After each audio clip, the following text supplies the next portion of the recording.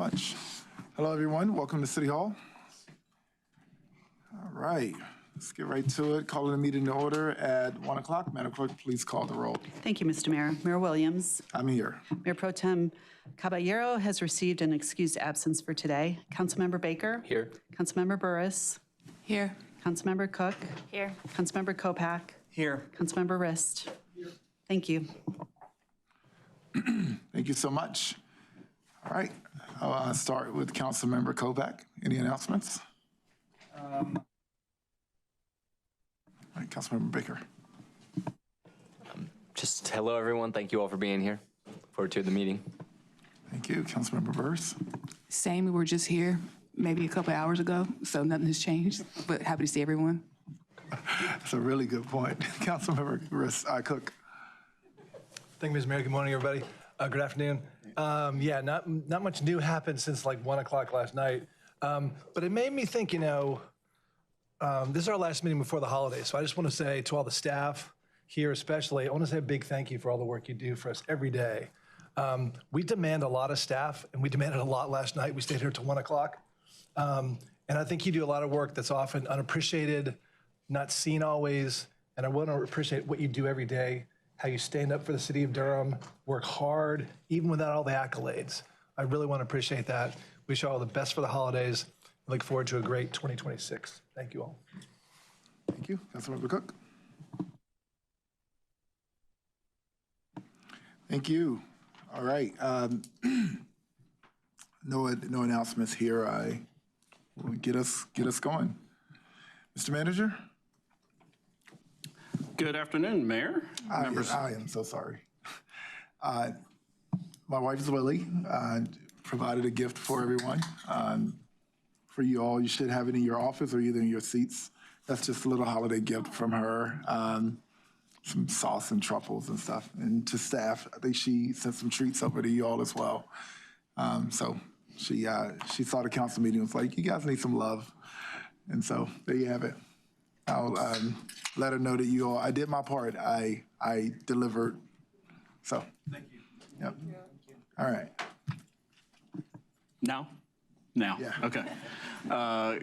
Good afternoon, Mayor, members of council. The City Manager's Office just has one small priority item, and that is for the item number 11, the update on Forever Home Durham. There's a presentation that was recently updated, so if you're viewing it on your devices, you need to hit refresh.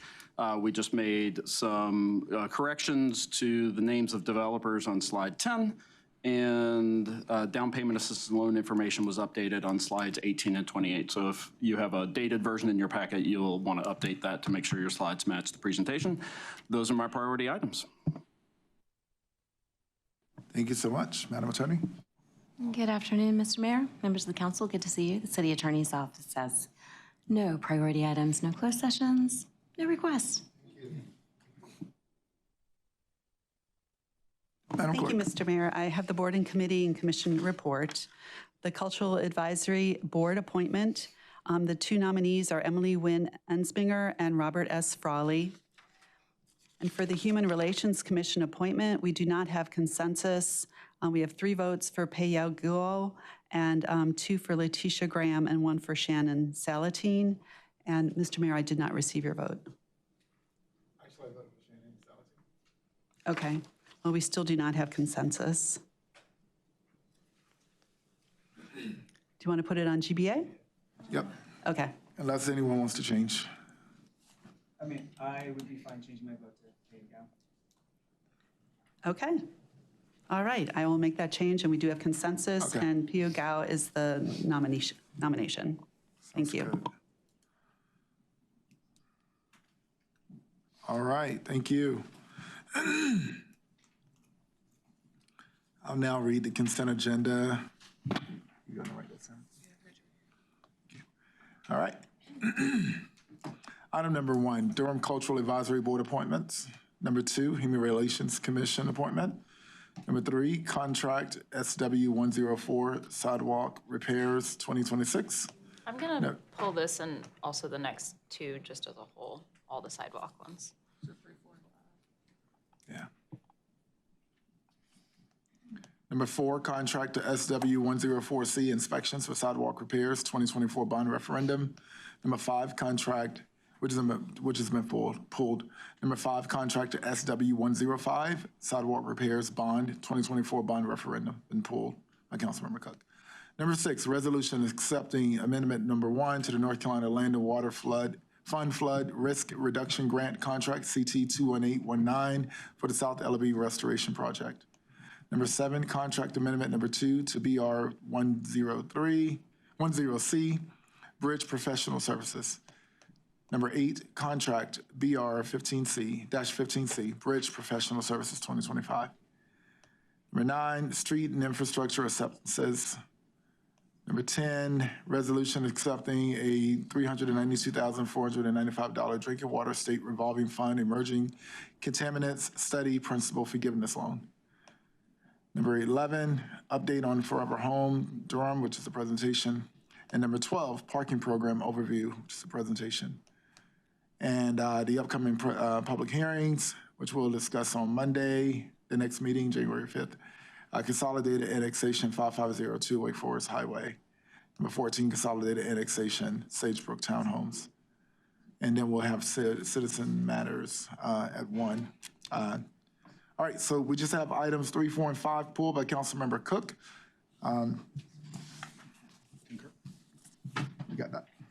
These are your citizen matters. Yeah. And did I have anything else pulled out of that? Number 3, 4, and 5. Okay. And the others, were those the presentations? Number 7. Number 7 has been, is that a resource person? No.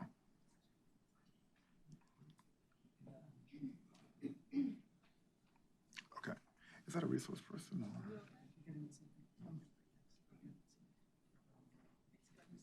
Yes, resource person. Oh, okay. Yeah, I was looking for that category. All right. 3, 4, 5, 6, 7. 3, 4, 5, 7.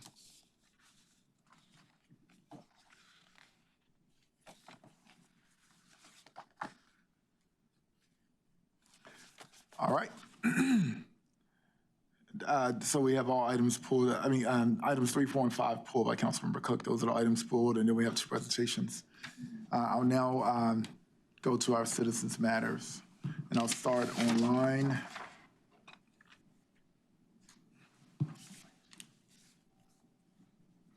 Mr. Hughes is in person. All right. Citizens matter. All right, Ms. Angel Dozier, can you hear me? Yes, I can hear you. Welcome. You have 3 minutes. Thank you. I want to address the precedent being set here with regards to Amanda Wallace, having been trespassed and prohibited from attending anything in City Hall for 2 years, because that not personalities or optics is what matters. Equating a single brief verbal expression of dissent to the January 6th insurrection is not just inaccurate, it is dangerously misleading. January 6th was a coordinated, violent attempt to overthrow the federal government. What occurred at City Hall on December 1st was neither violent nor coordinated, nor an effort to seize power. When elected officials collapse those distinctions, it weakens democratic norms rather than protecting them. I am equally concerned about the process that followed. A 2-year trespass from City Council or City Hall, the People's Building, was issued without transparency, without public discussion, and without the knowledge or input of multiple council members.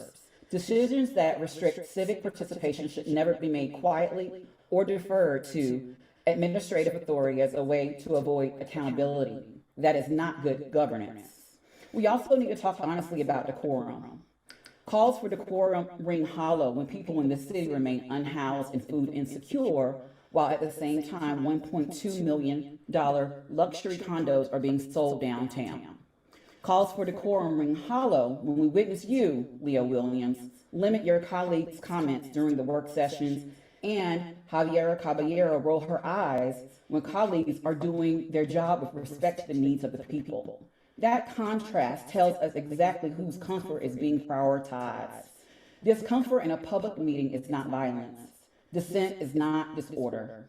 And naming material realities is not a threat to democracy. It is a part of it. I want to be clear about something else. Assertive speech from a Black woman, I'm a Black woman, is routinely mislabeled as aggressive or egregious. Conviction is not yelling, and passion is not a public safety issue. If we're serious about equity, we cannot pretend that race and gender are irrelevant to how speech is policed in those chambers. Children were referenced repeatedly as justification for this action. I believe it is far more instructive for young people to witness democratic dissent and to learn that disagreement does not warrant banishment than to be taught that authority must be questioned. The policies based in this building shape housing, access, wealth, displacement, and survival. Those impacts are far more consequential than a moment of spoken dissent. So the question before this body is simple. Will Durham protect free Thank you, Ms. expression Dozier. That is your time.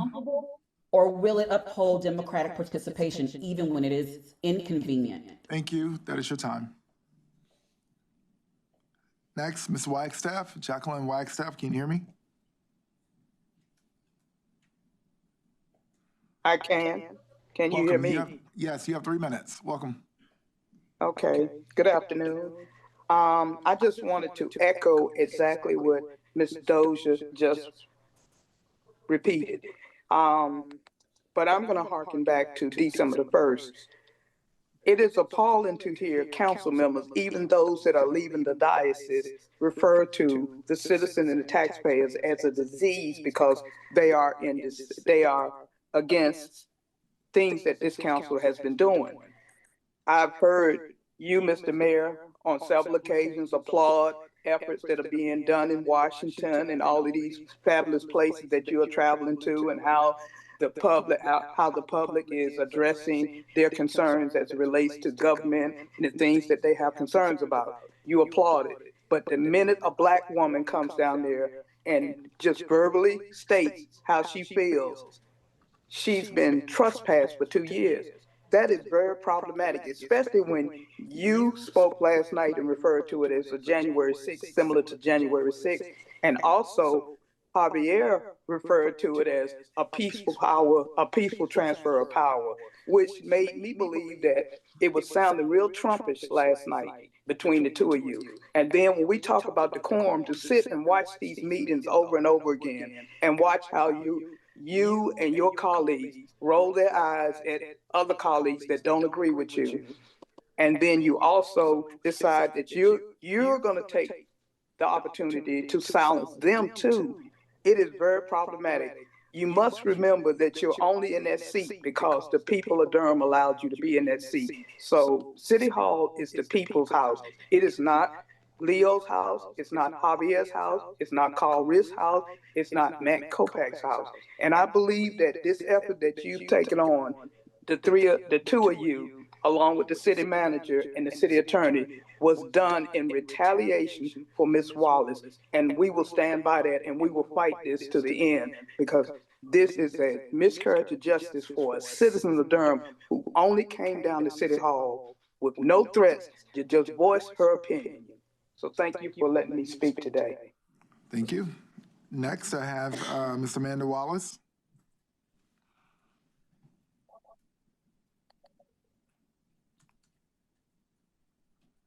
Ms. Wallace?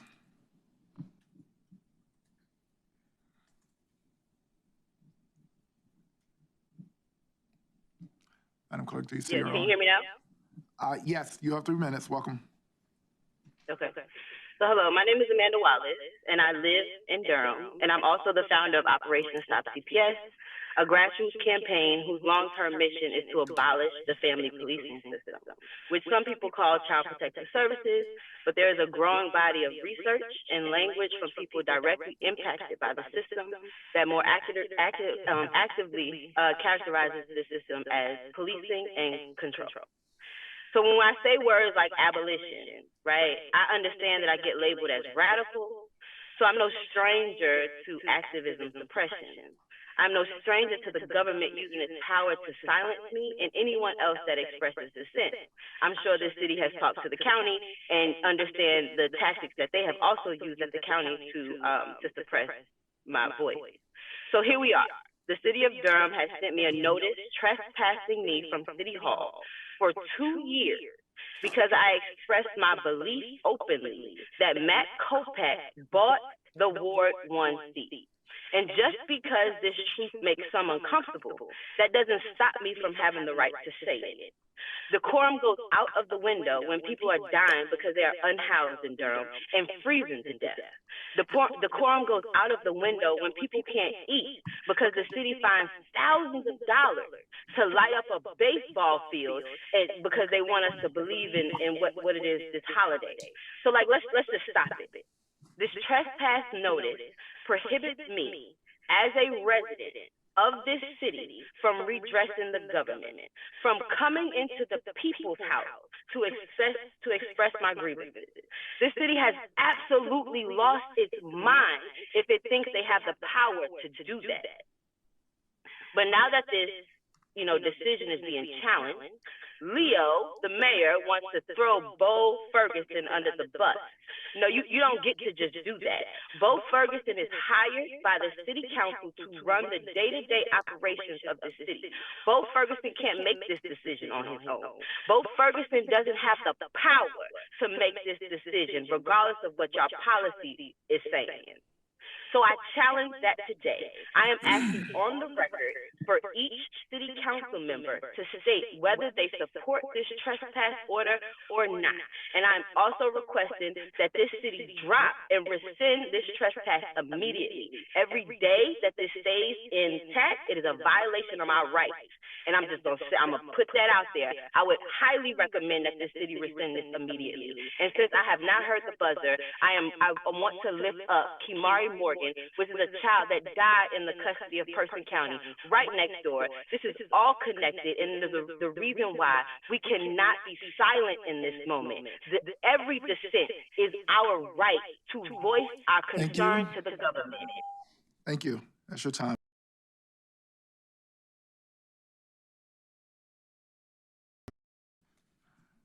Ms. Pierce, can you hear me?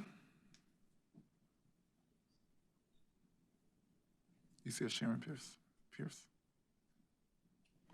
She's been unmuted.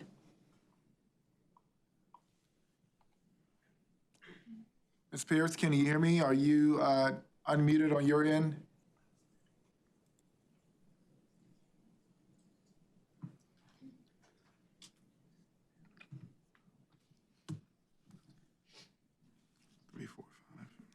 She's not responding, Mr. Mayor. Okay, sounds good. I'll move to in-person speakers. I believe I have this right. Rena Galper or Rena Calper.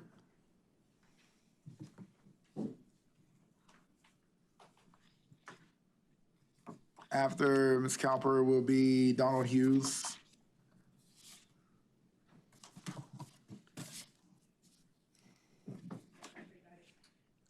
Press the button on the right.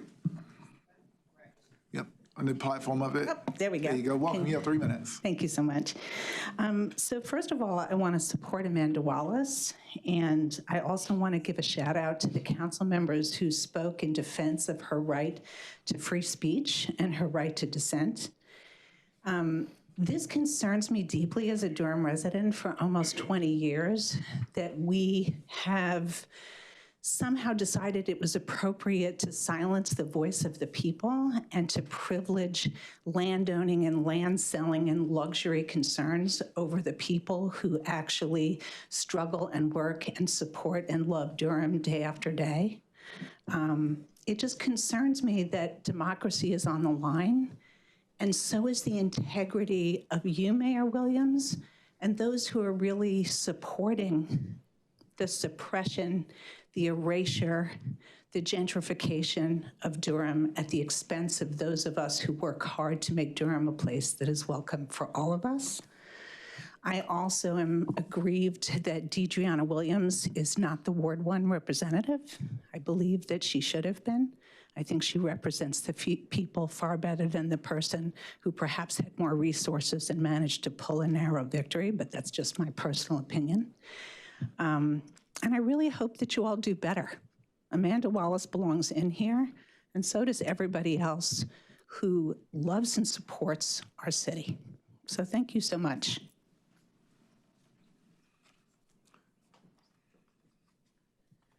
Good afternoon. You have 3 minutes. Yep. Good afternoon, council members. I come before you today deeply concerned about the actions of a majority of this council to restrict the free speech of residents and even your fellow council members. This is not just a procedural tweak. This is a question about whether this body is committed to authentic public engagement or committed to controlling dissent.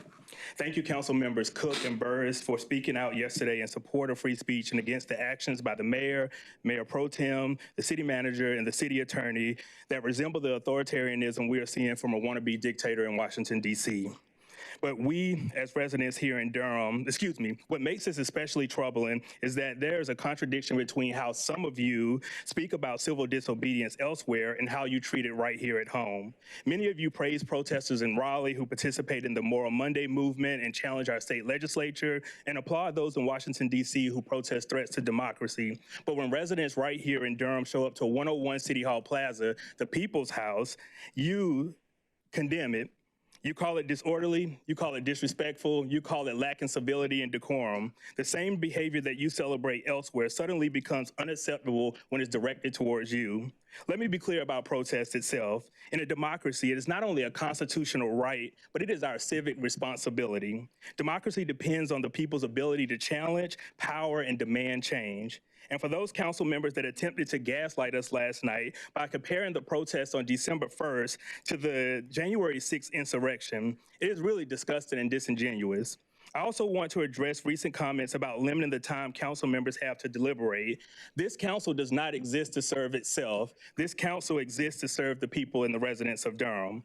Even if a council member has asked staff countless questions beforehand, the public deserves to hear those questions in a public forum so that transparency can live and accountability can live. Residents deserve to hear how our decisions are debated and made on behalf of the residents. Silence and deliberation is simply another way of silencing the people. When you limit council members' speech, you limit the communities they represent.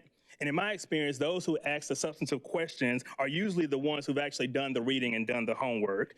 I must also note the painful irony that one member of this council often speaks about fleeing Chile because their family had no voice. And that story does matter, but it's difficult to watch that same council member now support denying residents the voice that her family longed for.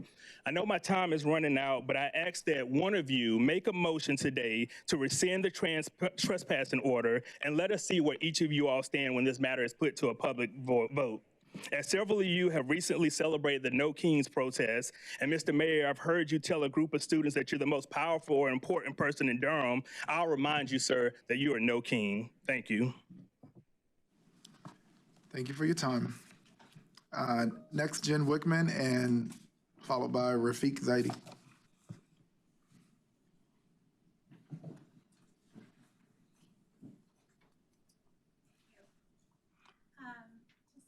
Is the mic on there? There you go. Yeah, I got it.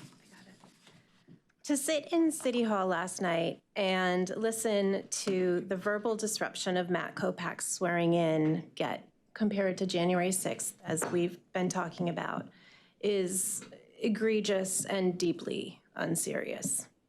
To be clear, on December 1st, I was sitting right next to Amanda Wallace. At no point in the evening did I think, oh my God, there's a January 6th happening right next to me. No. She did not shout. She did not use profanity. She was not physical. January 6th, as we have been reminded, was an attempted violent coup to breach physical barriers and prevent Congress from certifying electoral college votes. This wasn't that at all. January 6th was rooted in white supremacy, in white Christian nationalism, Trumpism, and a big old dose of QAnon. This wasn't that. Does feel like what's next is calling Moral Mondays a January 6th, except maybe this is different because it was a swearing in, right? Would it be impolite then for me to just note that at least 2 sitting members of this council donated money to Matt Kopach's campaign? But apparently decorum calls for politely pretending you don't have financial or power interests in this seat. And I just want to repeat, at no time did I feel unsafe sitting right next to Amanda. I did feel really unsafe by the guy in front of me whose name was Ran Bar-On, who was hateful and shouting. But I don't hear his name being discussed in these trespass talks. I did feel uncomfortable. Yeah, I did, with Miss Wallace's disruption. And why? Because I was raised in white supremacy, in politeness and respectability. And you know what? Politeness, decorum, respectability, they are steeped to the teeth in white supremacy. They are the language, they are the symptoms, and they are part of the disease of white supremacy. I do not buy into the notion that decorum and politeness are our most important and highest values. What about justice? What about growing as people? You cannot grow without discomfort. Politeness, decorum, grace, and courtesy do not, can never, will never create the conditions for justice, for truth, or for liberation. This council needs to reckon with that because we, the people, are tired of being lectured about decorum, and we're not going to stop. Thank you. Drop the charges against Amanda Mr. Wallace. Rafiq, you're next.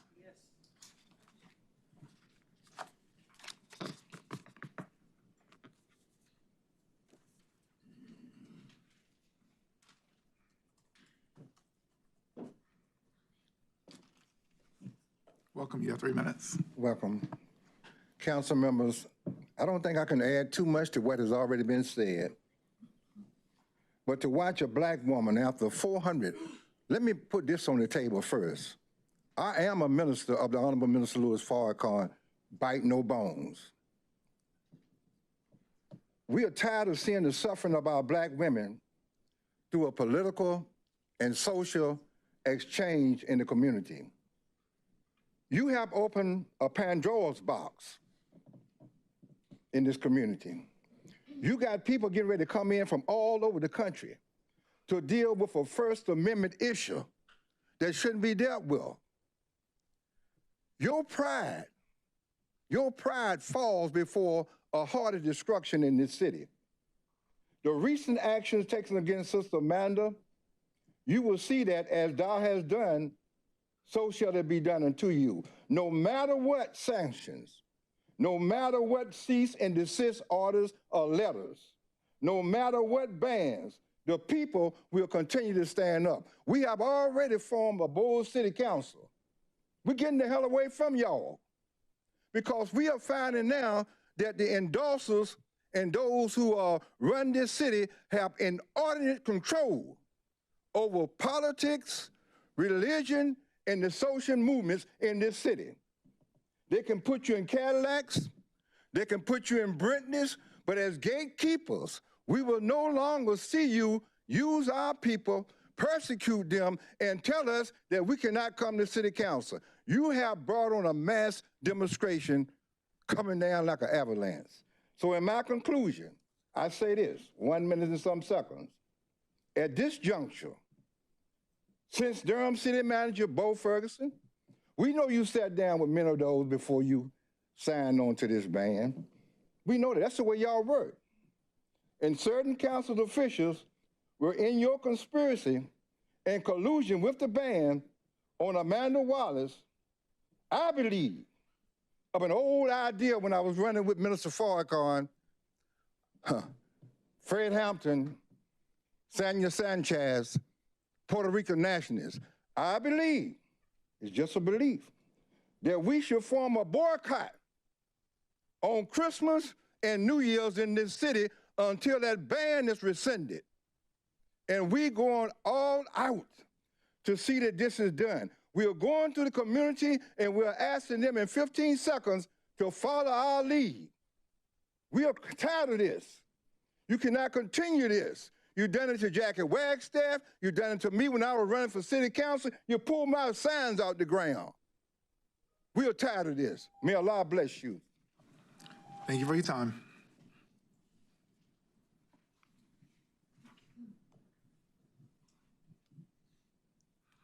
First item pulled is item number 3 by Councilmember Cook. And I'm just going to leave it over to you for items 3, 4, and 5. Do you want to speak to those separately or just collectively? I think it's probably going to be the same folks. Is it going to be, are you going to be here for all 3? Yeah, so that's fine. I'm happy to do all 3. I will say that the closed captions are not on the stream that's on, at least on YouTube. It's on YouTube or It's not. The closed captions are not on the stream. Oh, just a work session. Okay. Thank you. Hi there, Amy Blaylock, Communications Director. We do not have captioning on the work session. Okay. We just have it in the regular business meeting and the Planning Commission meetings because we use a live captioner for those meetings. Gotcha. We are in the process of securing software that will allow us to provide captioning for more of the meetings, so the work session will be captioned in the very near future. Okay, thank you. Okay, thank you. Amy, does YouTube have a captioning feature? I know it's not as reliable as live captioning, but if viewers are watching and they want to turn captions on, does YouTube have a feature that will attempt to caption? YouTube and Facebook both do have features where you can turn on the captioning, and that software will attempt to read it for the viewer. But we will have our own software, hopefully in the very near future. Okay, thank you.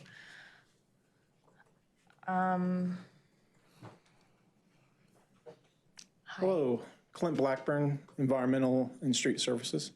Thank you. I just had a couple of questions because these are all 3 on sidewalks. And unless you live under a rock, I guess you probably know that one of the things that we get from the most from public is concern over sidewalks and infrastructure. So I had a couple of questions that I know the answer to many of them, but I just want to have a conversation about them really quickly. So I was first hoping you could walk us through the prioritization of the sidewalks and what we look for and how often we revisit that prioritization. Absolutely. So in 2021, we hired a firm to come in and do an entire survey of all of our sidewalks within the city limits. And then they found every single defect within our sidewalk network, and we have it listed on GIS. I then took that and turned it into a defect per foot and called that a safety score. So we have a safety score, and then we broke everything down into FIP zones, which are a subsection of census tracts. And we have an equity map that we use. So it's a safety score plus an equity score that ranks the FIP zones in order for us to repair. And the equity map was updated last year, so we went through and reprioritized everything. And then once in 2027, we plan on doing another survey of the entire sidewalk network.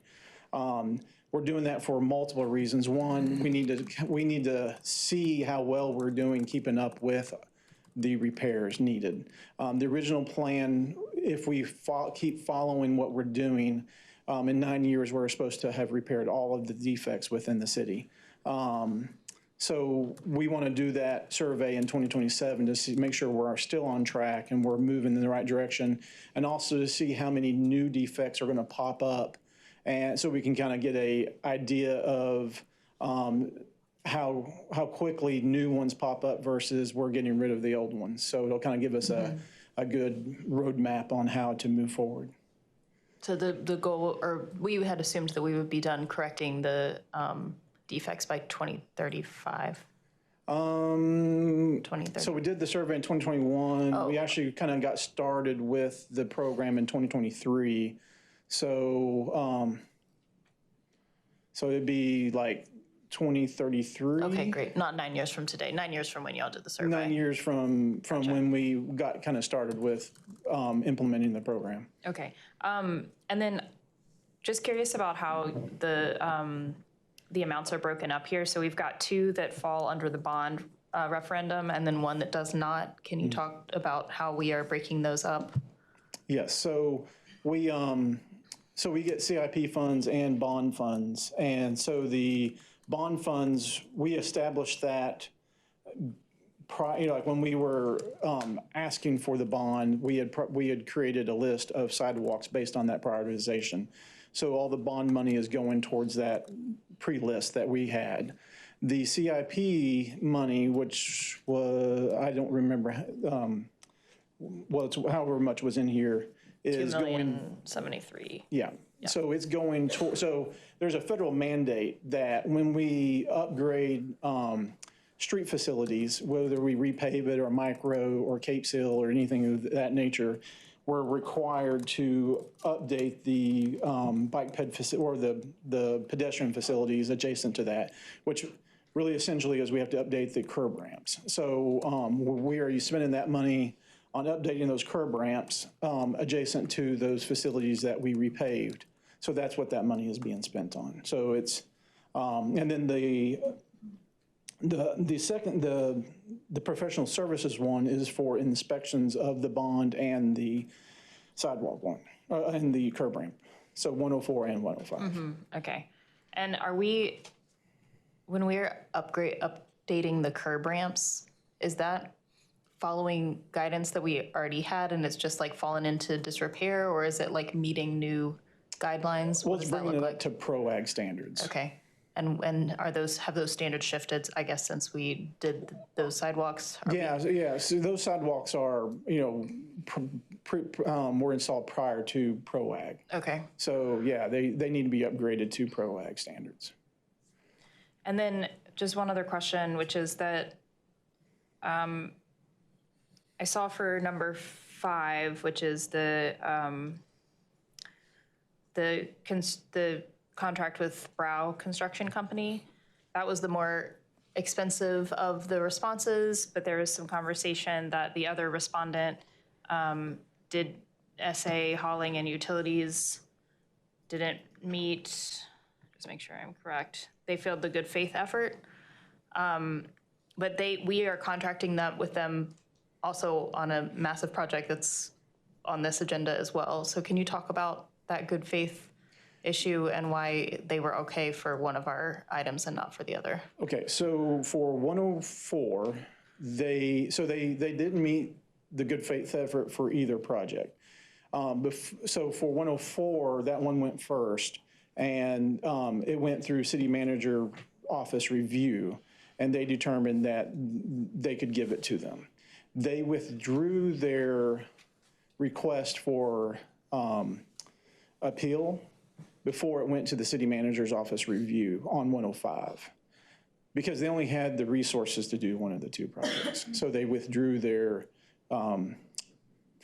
appeal for 105.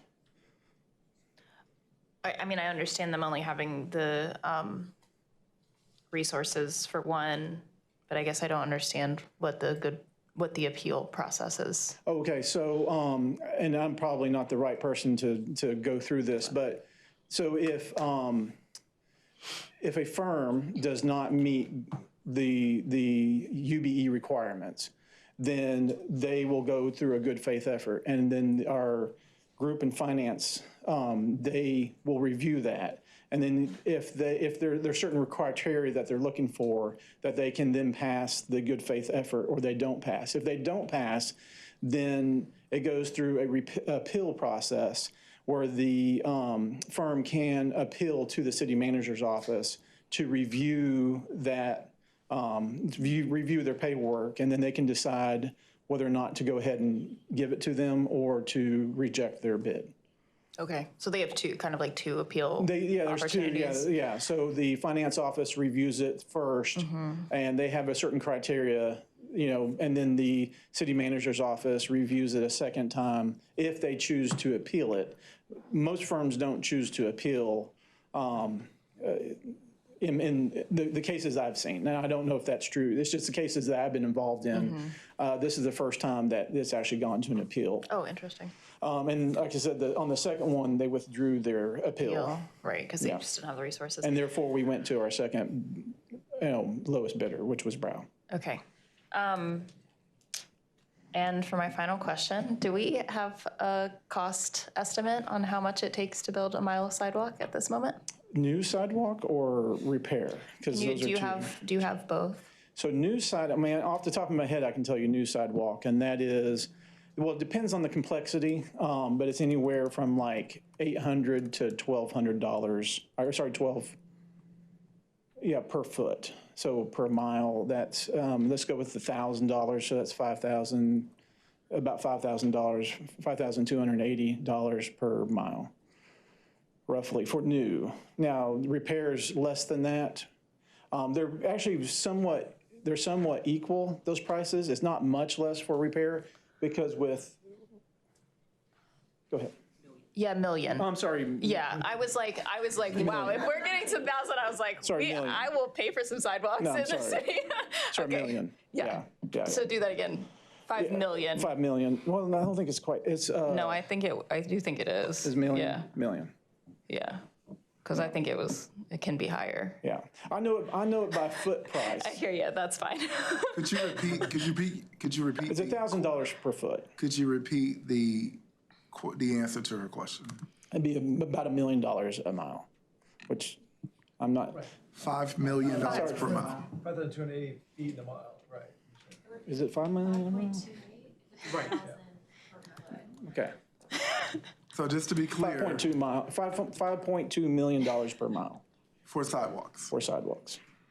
And Councilmember Cook, I wanted him to clarify that. My first vote that I took was, I believe, for a few miles of sidewalk, and I just couldn't believe it.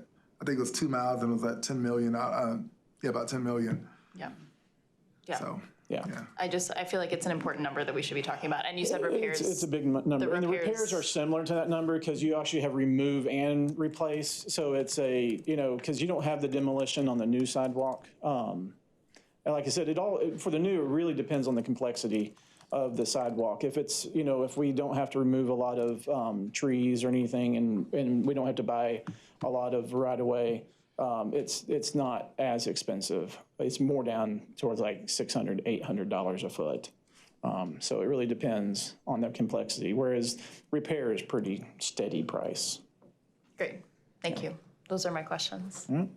I'm just going to ask the same question. Oh, sorry, go ahead. Did you have anything that you wanted to add, or are you good? You're good, okay. I'm going to ask the same question I asked in 2021. Now we're in 2025. In regards to the industry, is there nothing else? Any other alternatives, maybe wider asphalt over the right-of-way? Is asphalt cheaper than cement and concrete? So for sidewalk, concrete is the better material, mostly because once we put it down, because concrete gets stronger over time, and you have less external forces pushed against a sidewalk than you do roads. So it makes sense to make sidewalk out of concrete, because unless you have an external force pushing against the sidewalk, such as tree roots or somebody driving over it, it can stay indefinitely, and it's only going to get stronger over time.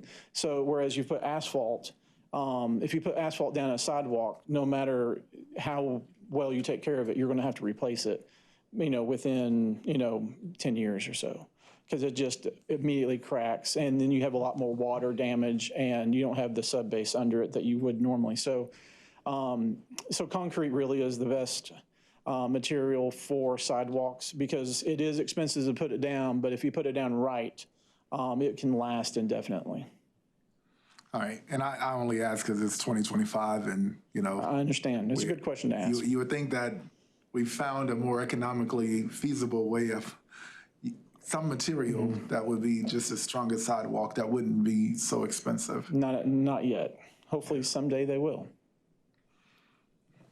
Mr. Mayor, thanks. Just to sort of maybe follow that or ask it a different way. So given that, and I imagine that the 5.2 is kind of average price for a mile, right? Yeah, absolutely. So can you, if you think about a pie chart, can you say like what are the major like materials, labor, what makes up that cost? What are the different pieces of that? And So- what percentage of the total roughly? So once again, we talking about new sidewalk or repair? Let's say, let's go with repair for now. So repair, the majority of the cost is in the, is in the actual sidewalk itself, is in the concrete. The concrete. Yeah, yeah, the removal and the replacement of new. And that's like 40% maybe or something. I mean, labor's got to be part of it, right? Yeah, well, labor's built into the price, so it's hard to separate, because we don't have a line item for labor. 'Cause the contractors just give you a The price, contractor, they figure out what their labor is, and they divide that cost over all their line items. So it's hard to break out labor from the actual cost of the But material. their major costs are, there's labor, there's materials, and there's probably some overhead and some fixed percentage. Yeah, yeah. And so like your overhead and your labor and all that's built into each individual line item. So for us, now we could work with our contractors and they can maybe give us a breakdown and kind of answer your question. But based on our line items, we can't break out those costs specifically. And then maybe like, so what percentage of that cost is their cost of sort of like preparing a bid to the city and going through that process? Like, is there, because that's one thing we control, right? So is it a pretty costly process for them to do that? Or are there ways we can speed it up to make it less costly for them to apply and to sort of, and kind of. Well, so just to be honest with you, as far as I can tell, they only really prepare the bid in about 2 weeks. So I don't think there's a huge amount of labor in that, putting together the costs, especially for our repair contracts, because we're doing the same line items every year, so they know they can do it pretty quickly because they know what they're getting into and they know they know where their price points are, and they know how to prepare. Are there like reporting requirements? Then once they've done it, they have to report back to us. No, but we do track those costs per year and kind of keep a trend on it. So, because that's what we use for our estimate for the following year. Yeah. I'm trying to think like, what like other things we're doing that sort of make it more expensive, right? Yeah. So. Yeah. I mean, there's several things that contribute to our higher costs, and part of that is the insurance we require. And I'm not at all trying to say we shouldn't. I'm just saying there's certain things that we require because we're a city, and we care about the safety of our residents, that there are certain things that we do require that does drive up that cost a little bit. They're somehow bonded to do the work? There's bond, we require a certain amount of bond and stuff. And so like our projects are smaller than like DOT projects. So our costs will always be higher than DOT because of the scale of the projects. Yeah. Think about it. I don't know. Yeah. Thank you. Absolutely.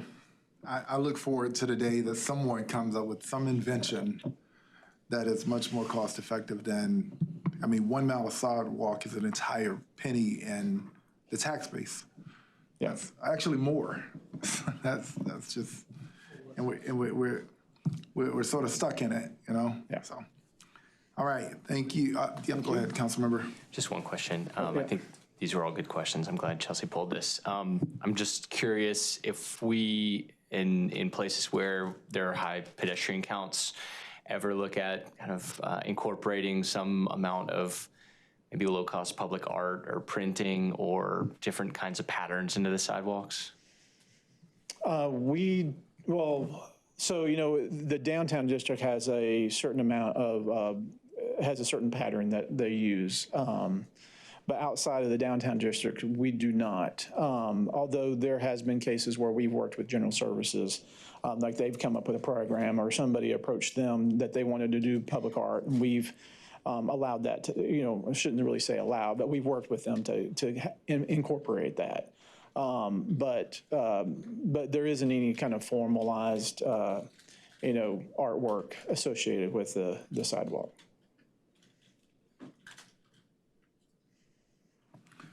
Thank you so much. Thank you. Are you going to go and create a new substance that, more innovative than? In my free time, I'll work on that. You're the wealthiest man alive. All right, thank you all so much. We'll move on to our first presentation.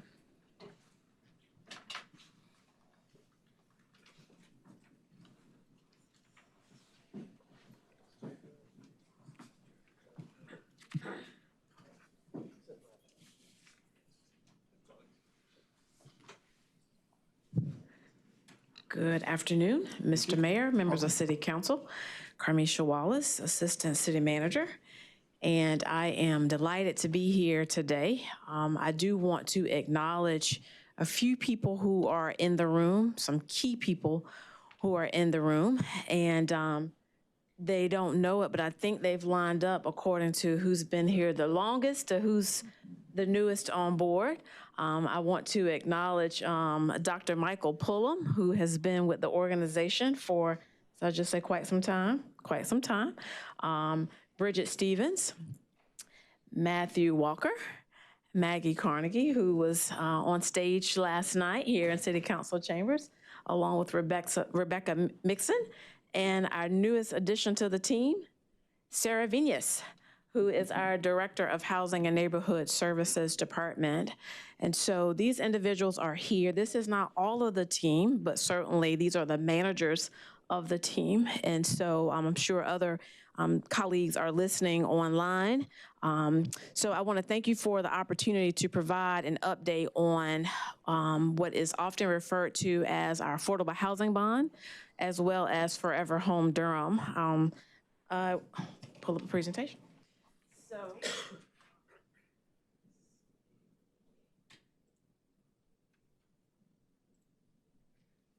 Alrighty. So I also have to acknowledge this this is not new work. This work began under previous mayors, previous city council, previous leadership. Specifically, the affordable housing bond referendum was passed by Durham voters back in November 2019. And that was under the direction or leadership of Mayor Schul and the city council at that time, and the city manager at that time was Tom Bonfield.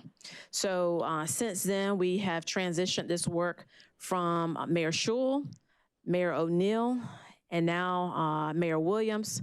And then in terms of city management, it was Tom Bonfield, and followed by City Manager Wanda Page, followed by our current City Manager, Bo Ferguson. So I do want to acknowledge these numbers here, fairly significant numbers.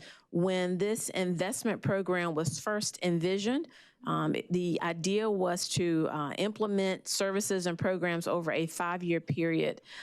So I've heard some references made to we're almost done, and I think I should acknowledge that the work is not done. I don't know that the work will ever be done. The work continues. However, there was a 5-year benchmark from the voter approval in 2019 and the work that we hope to achieve in that 5-year period. These were the categories that were identified along with some of the descriptions and the funds that were allocated at the onset of this work, again, November 2019. So keep in mind these numbers reflect best estimates as of 2019. So I will go forward. And also want to show you the income limit. So oftentimes we talk about area median income and the income limits and who can afford to participate in some of the programs and services. So what we've provided here is a breakdown of when we talk about 30% of AMI, 50% AMI, 60 and 80%. And we're also looking at what those percentages were from 2019 to current of 2025.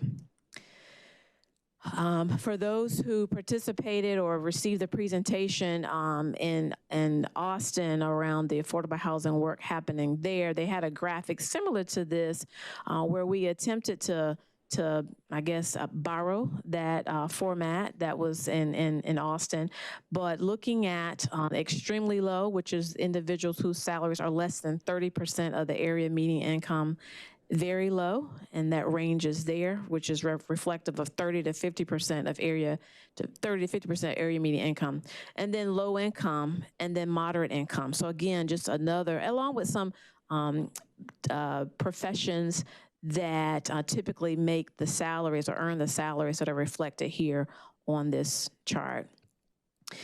In terms of the funding program, initially the idea was that the $95 million affordable housing bond would support those categories that I displayed on slide number 2. Obviously, conditions have changed, and so over the last several years, we have identified or utilized additional resources to leverage with the bond dollars. So you will see here the 2019 bond dollars. I do want to point out bond program income is actually income that is generated from a previous bond. So that was the previous affordable housing bond was with Mayor Bill Bell.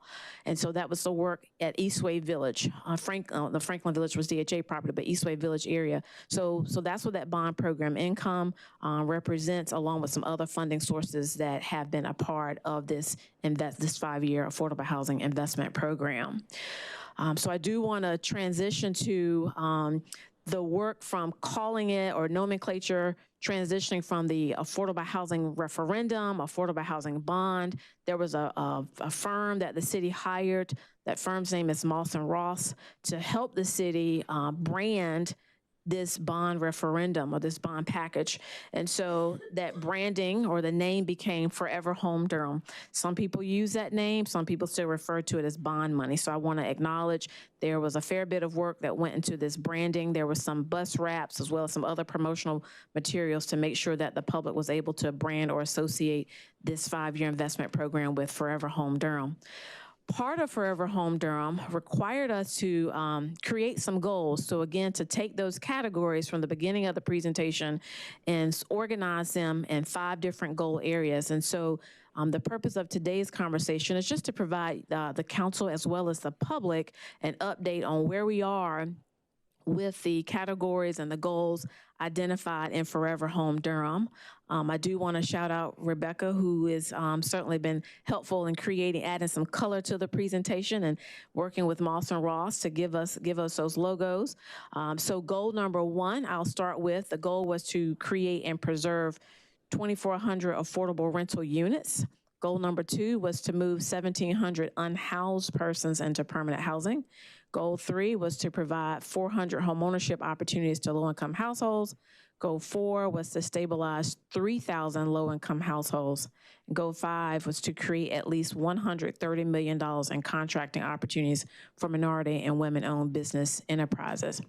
So it's important that we highlight or celebrate certainly the areas where we have exceeded our goals. And so even though Sarah has been on the job for 1 week, she comes to us from the town of Chapel Hill, and she said, this is some great work. And so I do want to acknowledge the work that has occurred in this space. As you will see, we've actually exceeded our goal in the area of affordable rental units. So the goal was to create 1,600 new units, and we created an additional 68 units. And then there was another goal around preservation, and that goal was exceeded as well. So I'll show you the breakdown on how this is the funding source. So we did use primarily bond funding to achieve those goals, but we did include some bond program income, some community development block grant funds, which are provided to us by the U.S. Department of Housing and Urban Development, as well as the dedicated housing fund, which used to be referred to, I think, half penny, and then half penny became 1 penny, and now 1 penny is 2 pennies. And so we utilize those funds in this category, as well as home funds, which also are provided to us by the U.S. Department of Housing and Urban Development. So these are the units, affordable rental units that have been completed. So this list is organized by developer name in alphabetical order, the names of the projects. And then we've also categorized or organized it based on the units that have been created versus the units that have been preserved. We've also highlighted the number of affordable units included here, as well as the funding amount and funding sources that are contributed to each of these projects. So these are the units that have been completed. These are the affordable rental units that are under contract, again, organized in the same fashion. So these are not completed yet, but are under contract. Followed by the ones that are in the pipeline. As you might recall, you've had a couple DHA items that have come before you. the villages of Hayti have actually come before you as well. Tribute Rising was scheduled to come before you, but that item has been referred back. I do want to highlight 2 RFPs that you will see here. NOAA is an acronym for Naturally Occurring Affordable Housing. And one of the categories was around pilots. The ADU pilot was one, and NOAA Preservation Pilot was another included in that pilot category. That 1.75 is essentially half of that pilot allocation from that chart that I showed you with the categories and breakdown. So we have not, the plan is to issue an RFP. That RFP has not been issued yet, but we would like to find or identify a partner who can help us with developing a strategy around units that we know are going to be coming on board or coming available, nearing their ending of period of affordability. And so the city would like the opportunity to be able to take advantage of those units that will be hopefully not going into the private market, but become available to us. And so we also are planning to issue an RFP around preserving more rental units here in Durham. So these are the affordable units in the pipeline. Goal 2 was about moving individuals and families into permanent housing, and again, have to acknowledge the work that the team has done here to actually exceed the goal. And when I say the team, it's not just the people who are in this room, it's not just the people who work in city government. Primarily, we rely very heavily on the partners in the community. So this goal was exceeded by 334 individuals and families. And so this work is primarily funded by the Dedicated Housing Fund, again, the 2 pennies, along with some federal funds as well that you'll see included here. And then when we look at the actual partners that are helping us to advance this work, they are listed here along with the name of the project. I do want to acknowledge the Community Safety Department. Prior to the reorganization, this work lived within the Community Development Department and was managed by Community Development Department.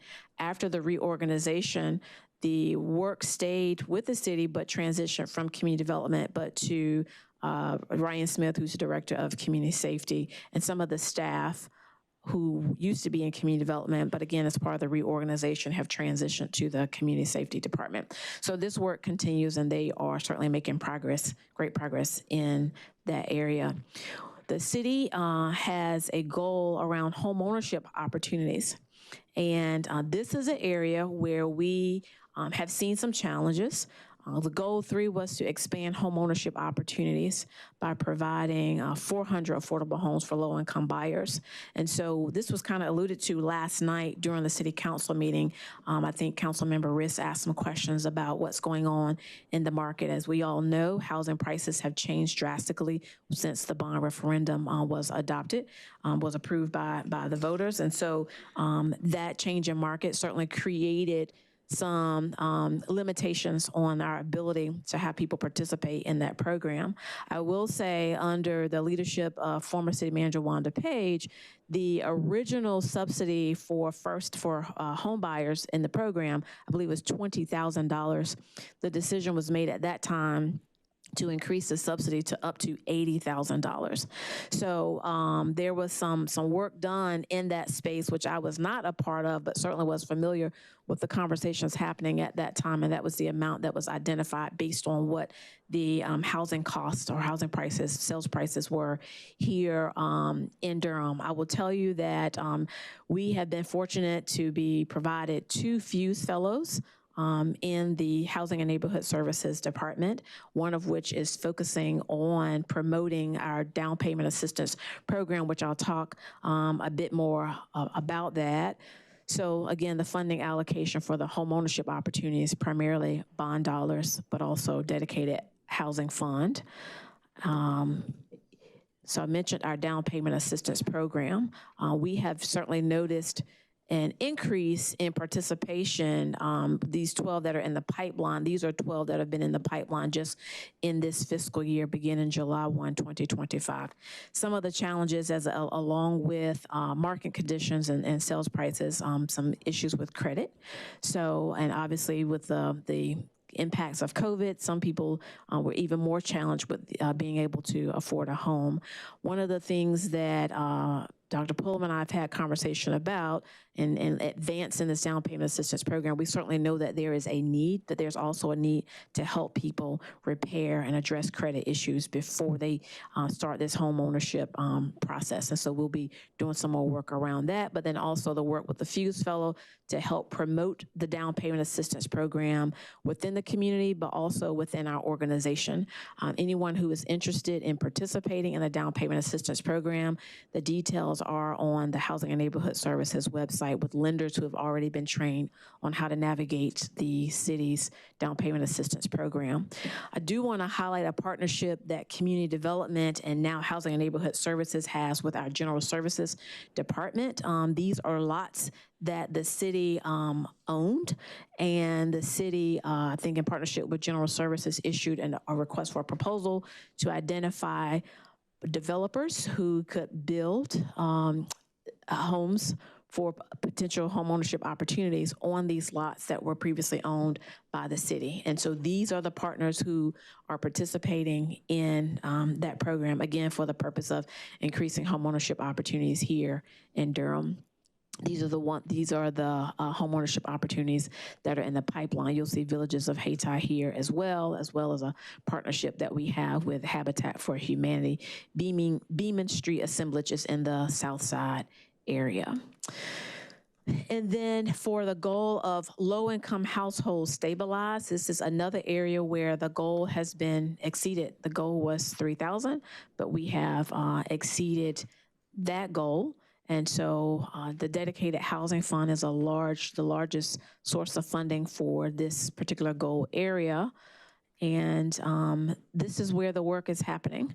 And so I know that there's been a fair bit of public conversation around eviction diversion as well as HOPWA. And so you will see the activity that has occurred with stabilizing low-income households within these categories. There was an item that the council approved last night for our substantial rehabilitation program. Habitat for Humanity manages our minor repair, and then the substantial rehabilitation program that is going to be managed by Preserving Home.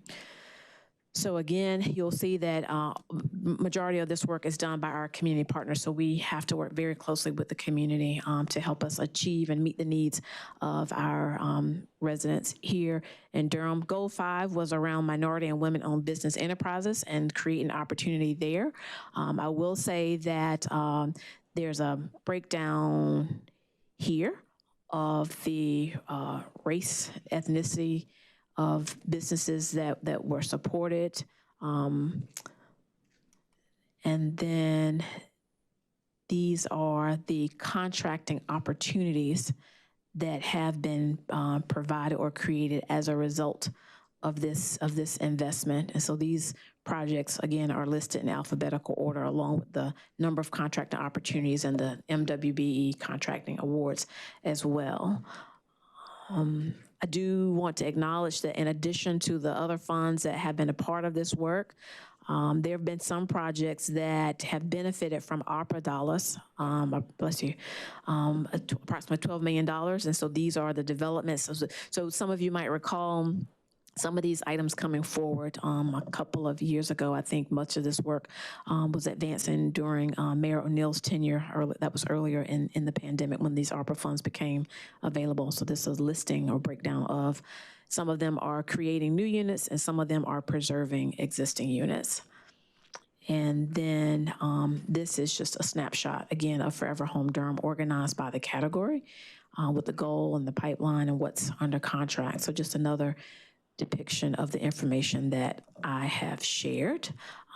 Sarah suggested that we include some pictures. Don't just talk and give your words, but let you see what it looks like. So thank you, Sarah, for that suggestion. So here's some before and after pictures of some of the work that has occurred in this community. The developer here of Ashton Place, which is adjacent to our transit center downtown, as well as Willard Street Apartments.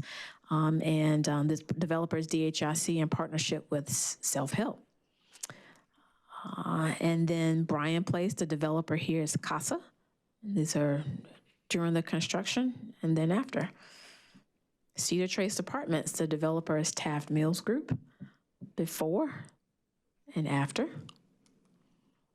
Commerce Street Apartments, this is a partnership with the Durham Housing Authority and Laurel Street Residential.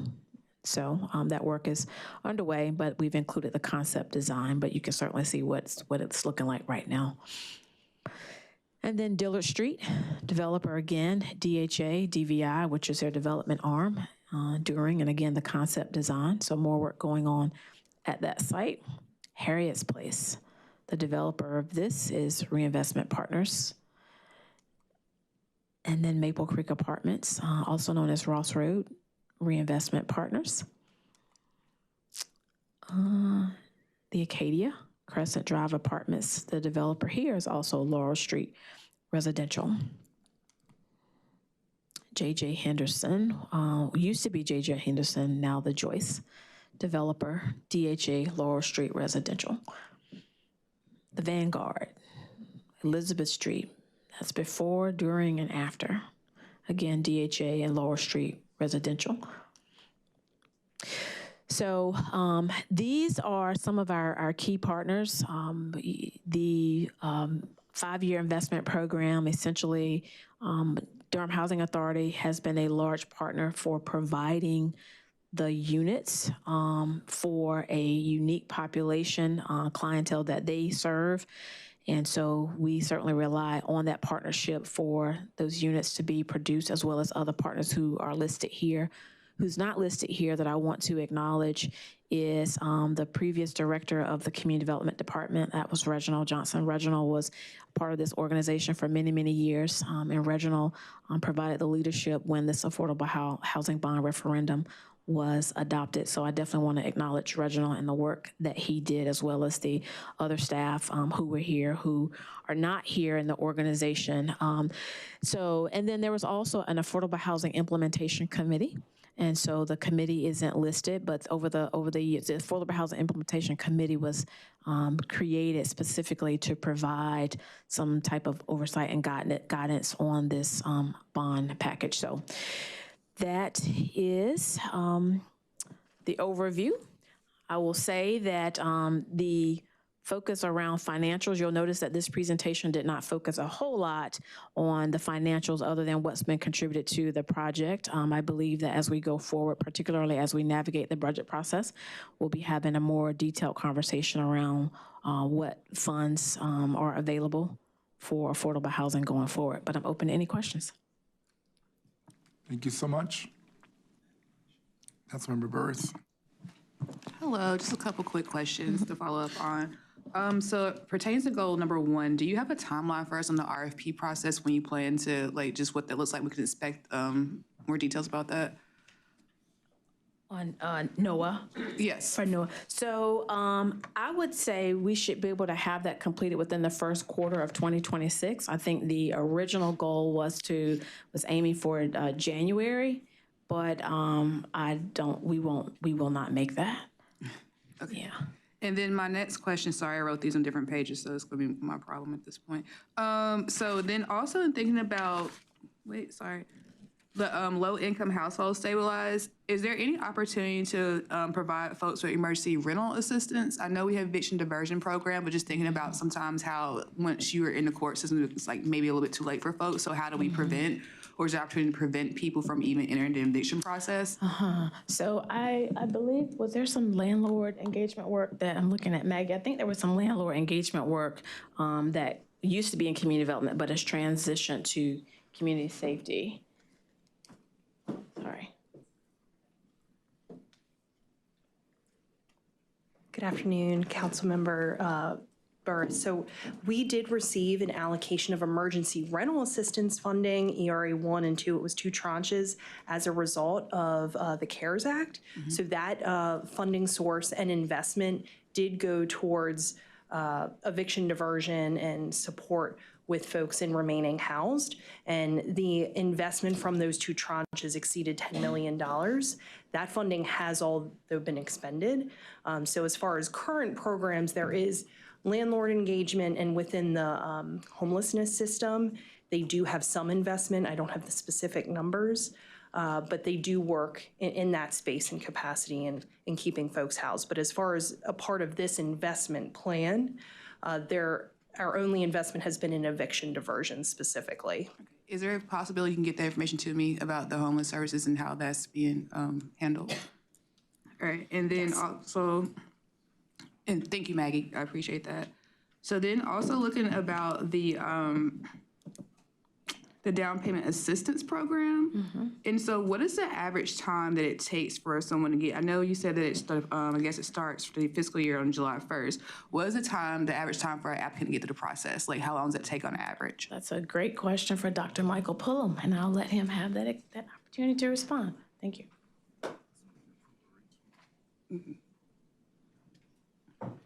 Good afternoon. The process time, so it's in two parts. The process itself begins with the first lender, who is our application intake specialist. They take an application, they screen it, applicants become eligible for a first mortgage loan, and then they refer that package to our department for eligibility under the second mortgage or our up to $80,000 loan. So as far as time is concerned, right now, it seems the average amount of time for the first lender to get through the complete process is anywhere from 30 to 45 days, depending on the conditions of the applicant. As far as we're concerned in our housing department, once we receive the package, we then begin to work with our closing attorney to prepare the legal documents that are necessary. That's probably anywhere about 10 days maybe. And as soon as we approve those legal documents, a requisition is turned into our department. We immediately process that loan for payment, and the two closing attorneys decide when the closing date will occur. Okay. And then, so over the course of the program, can you provide like an average number of like applicants that like per year, how many folks apply for the program? As far as applying, I'd have to get that information from first lenders, but I can tell you the number of approved loans in a given program year. Okay. I also want to know the folks who've applied as well. I will. I can definitely find that out through polling. Okay. Thank you. Yeah, thank you for this presentation and update and for all of the work. It's especially helpful to have that kind of measurement and reporting process to know how we're doing. And especially excited to see the variety of interventions for affordable rental and sort of the range of ways that we're trying to help support our folks. And looking at the programs that have really that kind of best bang for the buck too, with the preservation of existing units and the stabilization, keeping people in their homes. So I'm glad that those are priorities. A couple questions. First question is around the down payment assistance subsidy. I'm curious if the increase in the subsidy has, like what that impact has been on the uptake of the program from the increase in that subsidy.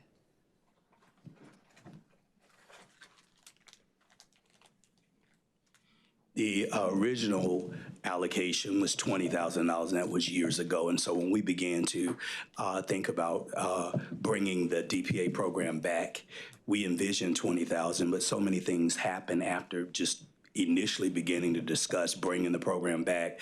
We knew immediately due to market changes that $20,000 was just not going to be sufficient for home ownership at this point. Under Manager Page, we had a lot of discussion, and it landed at $80,000, which has been absolutely wonderful.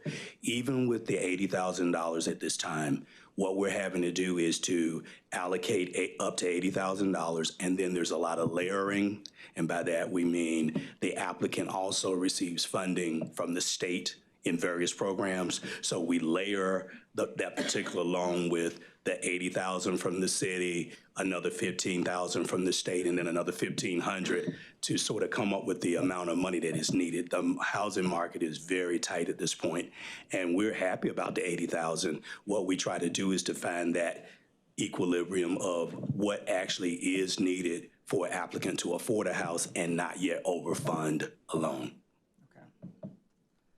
And I'm curious just the process to make that change on that more micro level of the increase in subsidy, and whether at the macro level, the department has authority to kind of allocate funds flexibly across different priorities, and how you do that, given changing needs over time.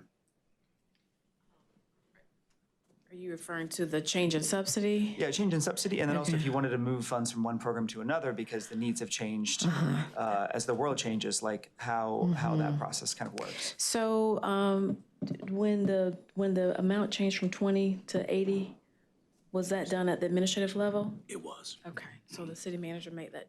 The city manager. City manager made that change to the subsidy amount. Okay. Now, when you talk about changing programs, that would largely depend for this department on the funding source. So last night, Maggie made reference to us having to submit a plan to HUD that tells HUD, here's how we're gonna spend federal funds, which is different from these Forever Home Durham funds. We have more flexibility with spending Forever Home Durham funds. Okay. Yes. All right. Thank you. Yeah, you bet. Thank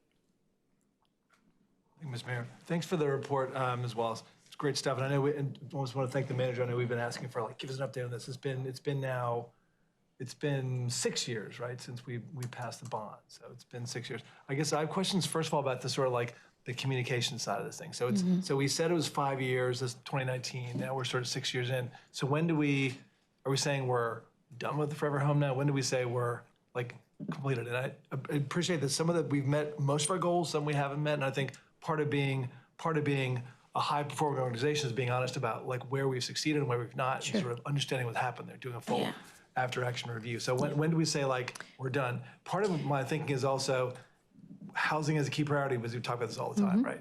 And so as we look down the road, at some point we probably need more housing bond funds, right?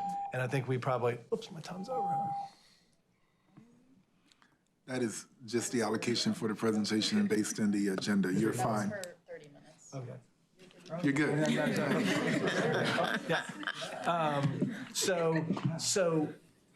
So part of it, going back to the voters for additional bond funds at some point, maybe sooner down the road, is to make the case for what we've done with the Forever Home. Sure. So when do we say we've kind of done? We sort of here's the final results, because you just kind of said, well, it's still ongoing, and I know the work is ongoing. We get the dedicated housing fund dollars every year. That's correct. So how do we properly communicate what's been done with this 171 million or 159 million? I don't know what the number is, and sort of present a final tally to the voters. we will have, there was actually some discussion about whether to do a big splash, right? And so it's kind of, we certainly can celebrate the achievements, but we do have to acknowledge, to your point, there's some work that's in the pipeline, and there's some areas where we have not met the goal within the time period that was originally allotted. But we will be updating the public on here's what's been achieved. Today's discussion or presentation was part of that. I do know that we have a partnership with a marketing firm, and so we've asked them for a closeout report. Their report is essentially a regurgitation of what we provide to them, so I'm not expecting them to they'll make it look pretty, but the data is what's before you. And so we're saying so it means kind of we're saying as of the end of 2025, we're sort of is that kind of where we say we're done with that Forever Home, or We're not done. There's literally some items like tribute rising. Right, Tribute rising. I mean, that hasn't been approved by council yet. We've allocated the funding in this funding program, but that work has not for us. Right. So we're not at a place where we can say done. Yeah. Then maybe let me shift to the down payment assistance. And I appreciate my colleagues raising that. It's one that we've talked about for the last couple of years. Our goal was 400, and we've got maybe 125 or so. And that work will continue, I imagine, funded by, or actually, let me ask about that. So in the budget you shared in the first slide, it showed a budget of 6.3 million, right? And that was slide number 2 or whatever. And then down below, when you were reporting on that, it looks like the budget was different, more like 8 something. So, and that, again, some of that, the 6.1 is funded by the bond, dedicated housing fund gave another 2 million, so somewhat different numbers there. And my sense is that this is an ongoing priority of the city, where even though we've said a goal of 400 with Forever Home, we're gonna keep doing down payment assistance. This is one of the key ways that all communities provide support, help folks become homeowners and build wealth that way. And so, So we'll continue that work regardless, right? That's correct.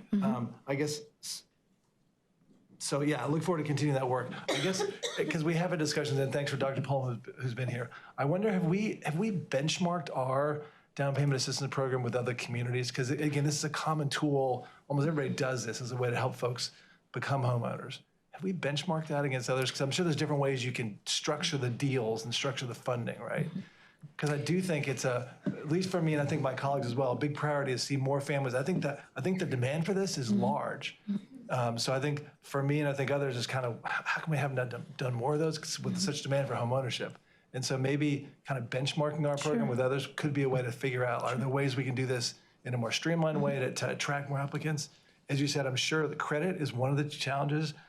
Credit repair could be one of them, but there could be other reasons too. There could be marketing and all kinds of things. Then it could be maybe we're not efficient on our end. So we'd love to see us benchmark this against other communities. And I do believe that's part of the work that the Fuse fellow, her name is Rochelle Brooks, and I didn't see her. She's not in here today, but Rochelle, that's part of what she's been looking at. Not just part of it for us is what's the experience for the potential borrower. What is that? What is that? From a user perspective, yeah. That's right. That's right. So that is key information for us. But so that's part of her work as well. That'd be great. Yep. And again, thanks. And I do look forward to us really sharing with the public what we've done, because I think that's a key piece of going back to the voters to let them know that. Yes. So we can then make the case for additionals down the road. So thank you. You bet. Thank you.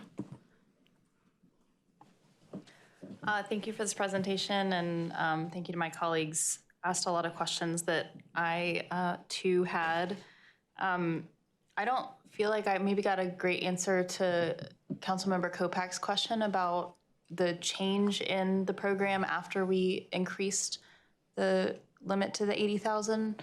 And then also, like, I just want to know, like, sort of where in the process those, I think we have 125 successes. Is that, I wrote it down.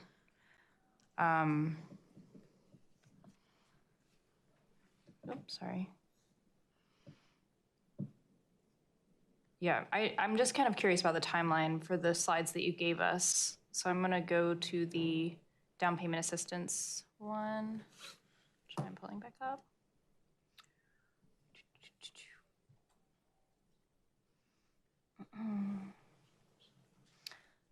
But yeah, just curious about the time frame for like those completed applications. Like, how long did it take for the people who completed it?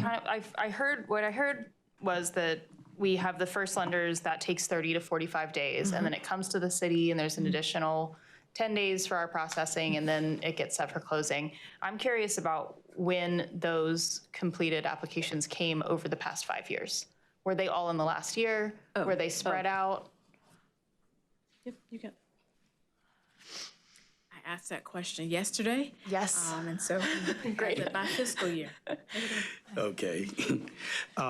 Yes, the first loan was closed in March of 24. And during FY 23-24, 6 loans were closed. FY 24-25, 18 loans were closed. 25-26, 12 loans have been closed to date. So that gives us 36, and we currently have 1 loan that is approved and pending closing. Okay.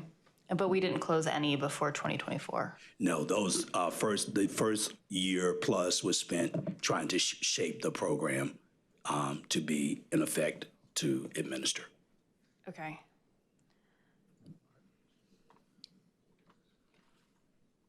Do we have, this is a not numbers question, but do we have feedback for folks who've gone through the program? Do we talk with them afterwards and see what things went well, what things were difficult? That is exactly what we're working on right now. We have a brand new program administrator that started a couple of weeks ago. And one of the first tasks is to reach out to participants of the program to find out how they felt about the program. How well did they go through? What is it that we could do better to assist?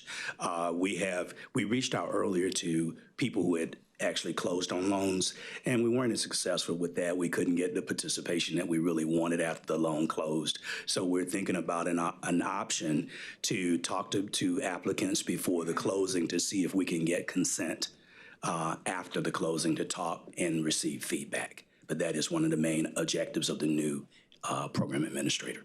Okay. Are we also having I assume we're in regular conversation with the first lenders as well.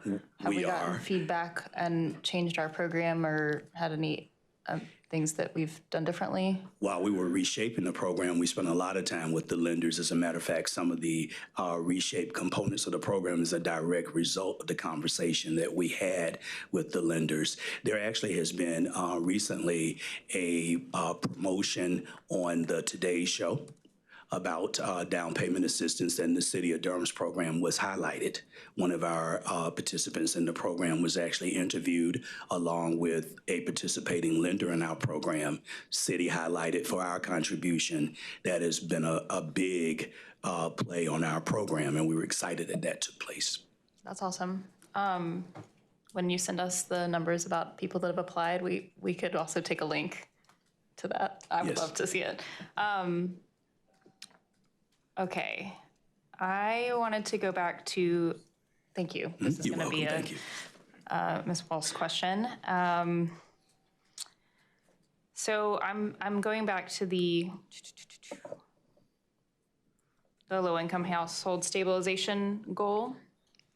And I already knew that these numbers are high because no secret that I literally was like doing some of this work or a lot of this work. But out of all of our households that we stabilized, which is 4,730, 4,244 of them were through the eviction diversion program.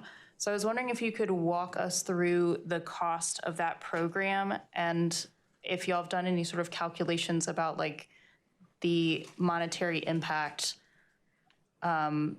because that's a huge percentage of that amount. And then the other kind of like large chunk of those are HUD funding. And then the rest of it is, there's just a couple of other things, but I'm interested to know the amount that was spent because looking at those numbers, that is the bulk of how we were able to stabilize housing. So that actually predates me in this space, so I'm going to invite up Maggie, who can provide insight on that. Is it coming from, oh, it does say. So as far as Councilmember Cook funding allocated, it's almost $5 million. Right now, we do have a current active contract with Legal Aid of North Carolina that runs through, please correct me if I'm wrong, June 30th, 2025 to continue administration of eviction diversion services. And they are on, 2026, June 30th, 2026. And that contract is on track to expend the funding allocation for this year of $725,000. I'm like looking over my shoulder at Councilmember Rist's screen that seems to have this broken down, and I refreshed. I promised I refreshed literally like 20 minutes ago because I thought my slides didn't match. Okay. Is this over? Is that the whole time? And the funding allocated, so if you're looking at the slide that says low-income household stabilized and it breaks down the various project names, that is how much we invested or allocated as part of this initiative to each of these program and project areas. And then that allocation is broken down. It just indicates the sources that comprise that allocation. Okay, I understand. So when we are moving forward, that funding is still going to be as part of both the dedicated housing fund and the general fund? Are we moving, do we have a sense of where that money continues to come from? So we do not know for certainty where it will come from. That will be part of the budgeting process where we ascertain what's available where and what the contributions and needs will be.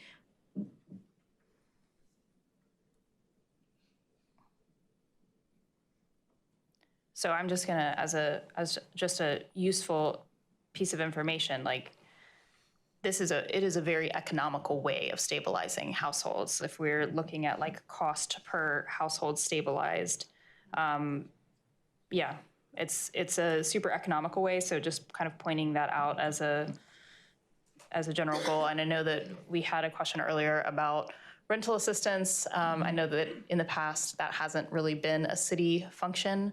I can say from the HSAC meetings that we are not seeing, we're seeing actually a decrease in the rental assistance money that's coming through. So just pointing that out because those two things work in tandem. Part of the conversation or the part of the RFP with legal aid was also a mediation. And if you don't have methods of getting money, it's hard to mediate conversations among landlords and tenants. So just pointing that out as a issue that y'all have all heard me bring up, but just want to bring up again.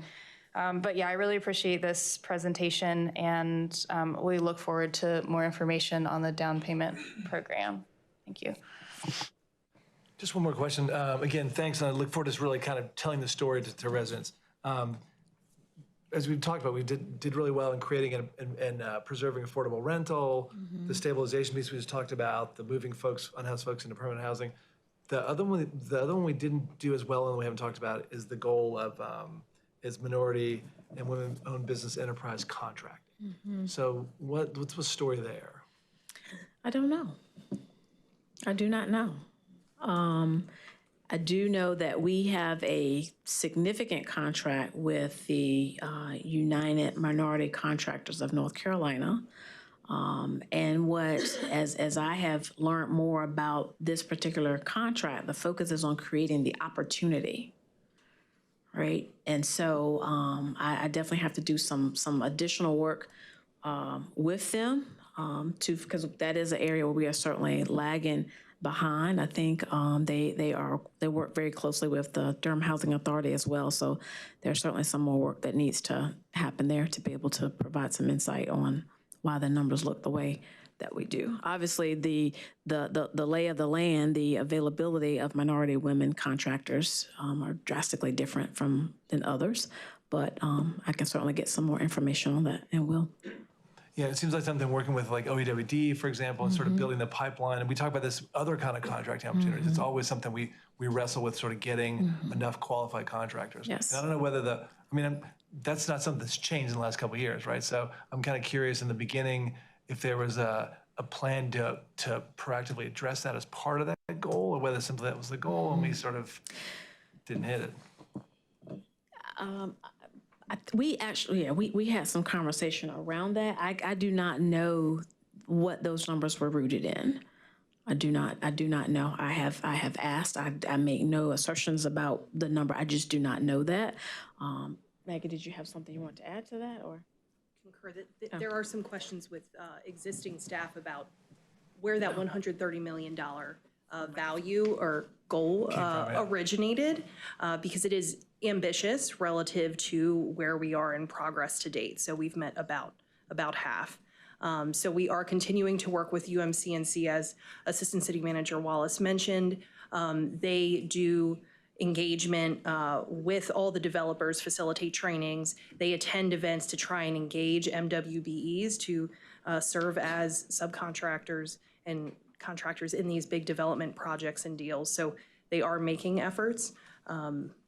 They are making efforts there. I appreciate that. And as for me, to me, I'd rather set an audacious goal than sort of set a safe goal. So I think it's good to set big goals. This is a key part of our housing work, as well as in other parts of the city. We want to make sure we're supporting. This is one of the key ways we can support minority and business-owned firms is by giving them contracting opportunities. So it's a goal that we have had, we'll continue to have, and I just urge us to keep working at that, building the pipeline, because we want to set audacious goals, not just kind of safe goals. So I was also reminded that because we're not done, there's still opportunity to. Thank you. Councilmember Kopak.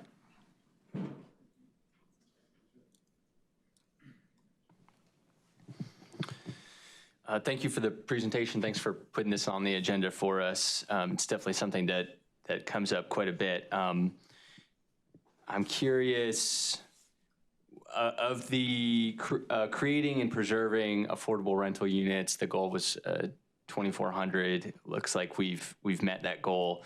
What the breakdown is by area median income that's being served, and if you don't have that immediately, if we can get that, and then also the terms. So, are we talking about 30 years? Are we talking about permanent affordability? 15 years, that kind of thing. Okay. Do not have that, but we'll certainly. Okay, thank you. And then for those affordable units, She's got it. Maggie's got it. Would you want an oral update? can you just get a ballpark? At the mic. At the mic. What is below 30%? 30% area median income. For creation of rental units, we have 190, and that's an aggregation. And then for preservation, we have 310. Okay. And then 31 to 60% AMI in aggregation, 961 units. And for preservation, 450. Okay. And then at 61 to 80%, we're at 130.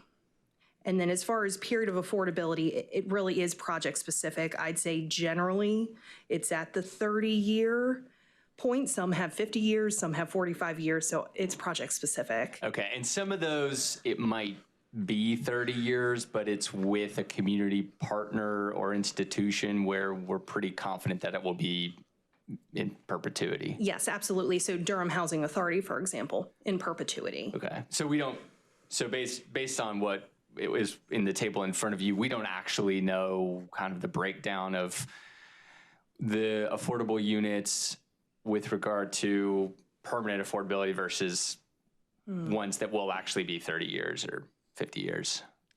So we could provide the detail by AMI distribution of each project. As far as in perpetuity, when we write our loan agreement with the respective developer, generally we do tie a very specific amount of years as forgivable just for basic loan management. So as far as our loan agreement, that legally binding contractual document, it would state this year amount or figure, but we could state DHA, even though we have a 30-year forgivable loan or amortizing loan with them. It's going to be in perpetuity. Longer than 30 years, yeah. I think there's just that nuance between what our contractual legal instrument is and what that says versus what we know the reality would be. Yeah, and then if it is like a private partner, do we build in anything that is right of first refusal or anything for nonprofits or other organizations that will have that are motivated to maintain housing units in affordability in perpetuity? I am going to bounce that question over to Matt Walker, if you don't mind, Councilmember Baker. I'm gonna bring Matt Walker up. And I would say each deal, just to emphasize, is very specific and unique based upon the various funding entities, underwriting, pro forma. There's a variety of factors that come into play. And so each loan agreement does look different. The terms look different. If we just have any general concept of these things, that'd be great. We do. So with mission-driven organizations, we generally work towards that affordability in a perpetuity. Although the restrictive covenants don't say in perpetuity, we craft the deals so that we have a seat at the table when those affordability restrictions expire. And normally, if those affordability restrictions expire and they owe us money, then we have a seat at the table and we're able to refinance or resyndicate those projects and move forward for another 15-year increment, 30-year increment, 45-year increment, on and on and on. Okay, so we maintain some leverage for a time period that may or may not run out.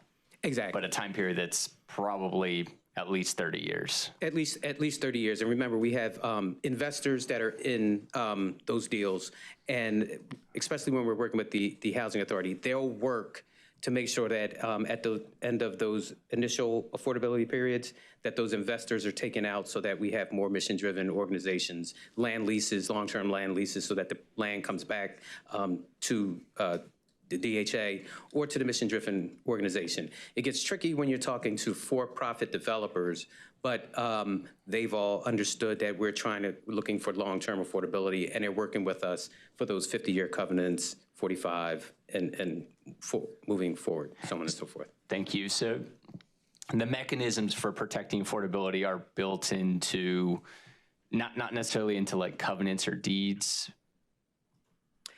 They're built into the restrictive covenants that says that for this period that they have to remain affordable. In the financing sphere, you want to be able to, at the end of that, either get all your money back or have a seat at the table so that when there's a payment to be made, maybe a balloon at the end of 30 years, that you can use that as leverage to keep longer term affordability. Okay.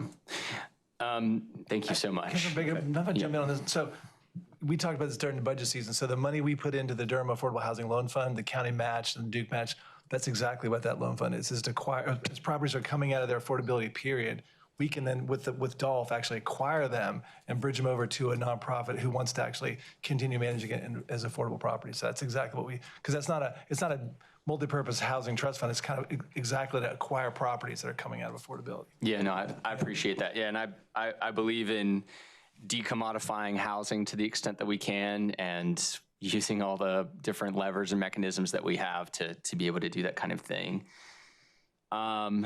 There are one or two or maybe several properties that kind of folks will come up during work sessions and talk to us about. JFK Towers is one, kind of a frequent flyer.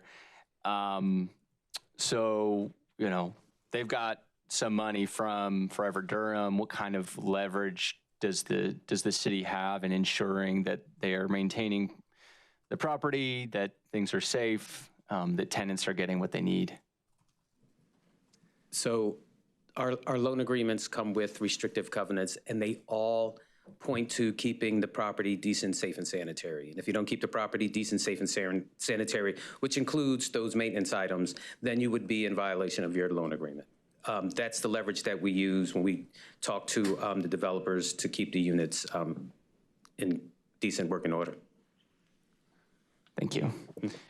May I add additional comment to that, and that is just to say that in addition to those requirements, staff is always paying attention when those concerns are brought forward. I think in particular with JFK Towers and other properties, after those comments, we've followed up with property owners, we've checked with our code enforcement staff. So there are both the formal leverage tools of the Forever Home dollars, but there are also all the other tools of the city. And I want to elaborate that in addition to whatever specific agreements we may have, we also have used all of those other tools to fully investigate any concerns that were brought to our attention and seek remediation where necessary. Thank you. For the NOAA preservation pilot, so you mentioned that was for properties that are nearing the end of affordability. Is that like properties that are affordable for 30 years and they're nearing the end of that term?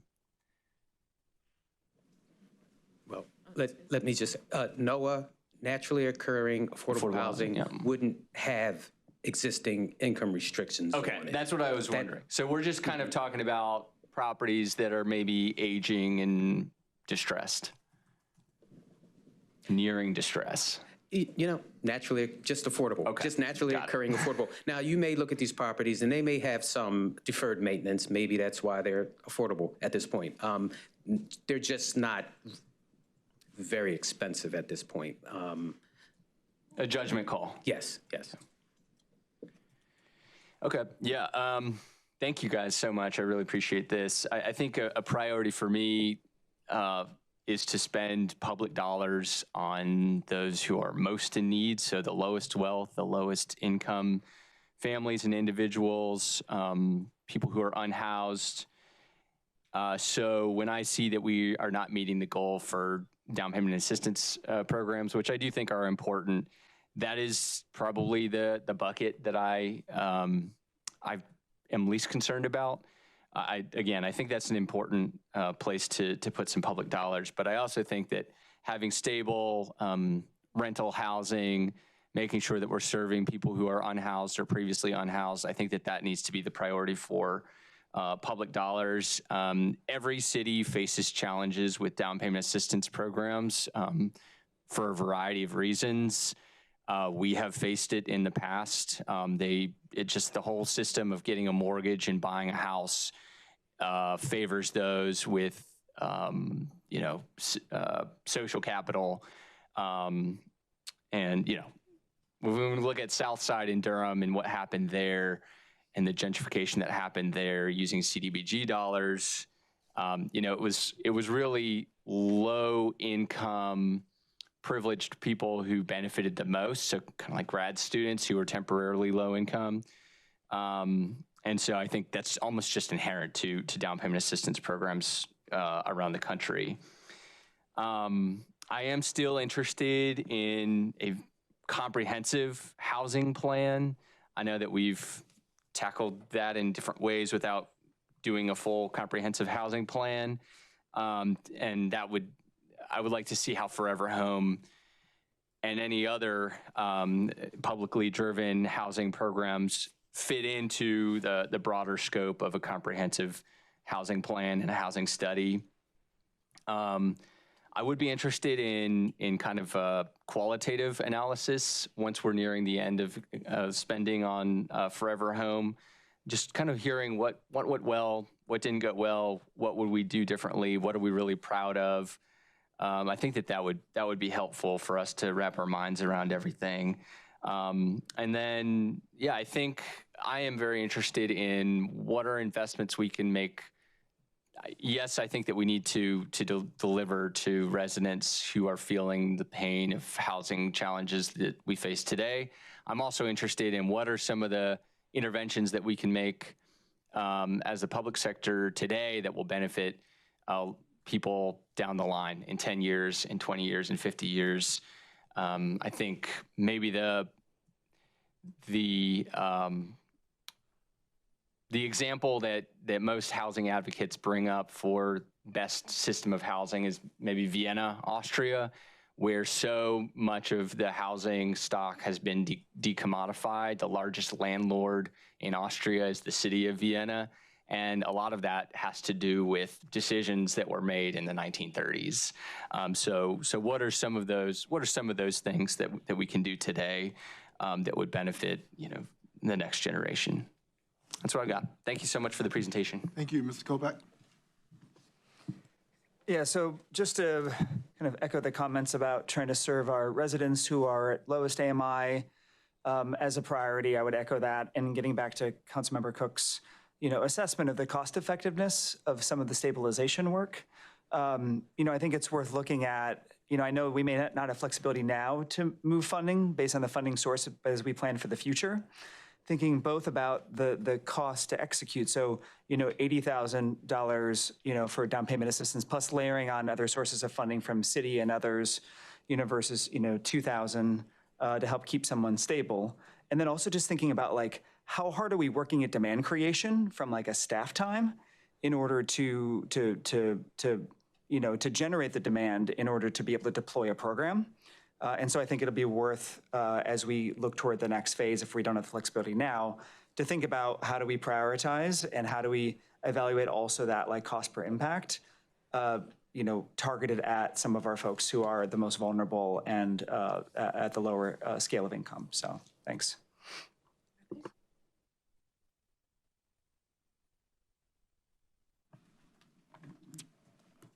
All right. Thank you all, colleagues, for your comments. I'm grateful that the council way back then, came out with this idea. At the time, it was the largest housing bond in the state's history, I believe. And I'm proud to say Durham was a leader in that. And now everyone is doing housing bonds, and larger cities are doing larger bonds because I believe everyone sees the need. I look at this, well, first of all, let me ask a question. I was speaking with a few realtors, and their biggest gripe is it's just so hard to, work with this program. And I think we've answered that a couple of times, but I'm not sure.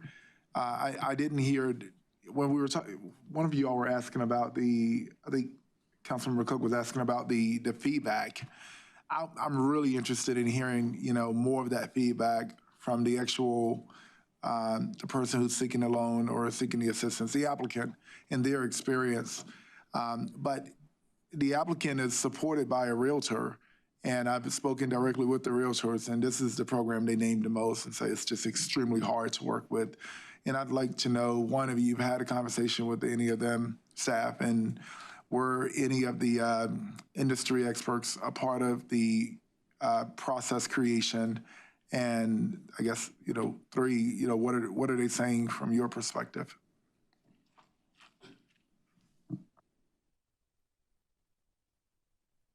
Excuse me, in putting the program together, we met with the Durham Board of Realtors, had a big session with them. It was a very good session, as a matter of fact.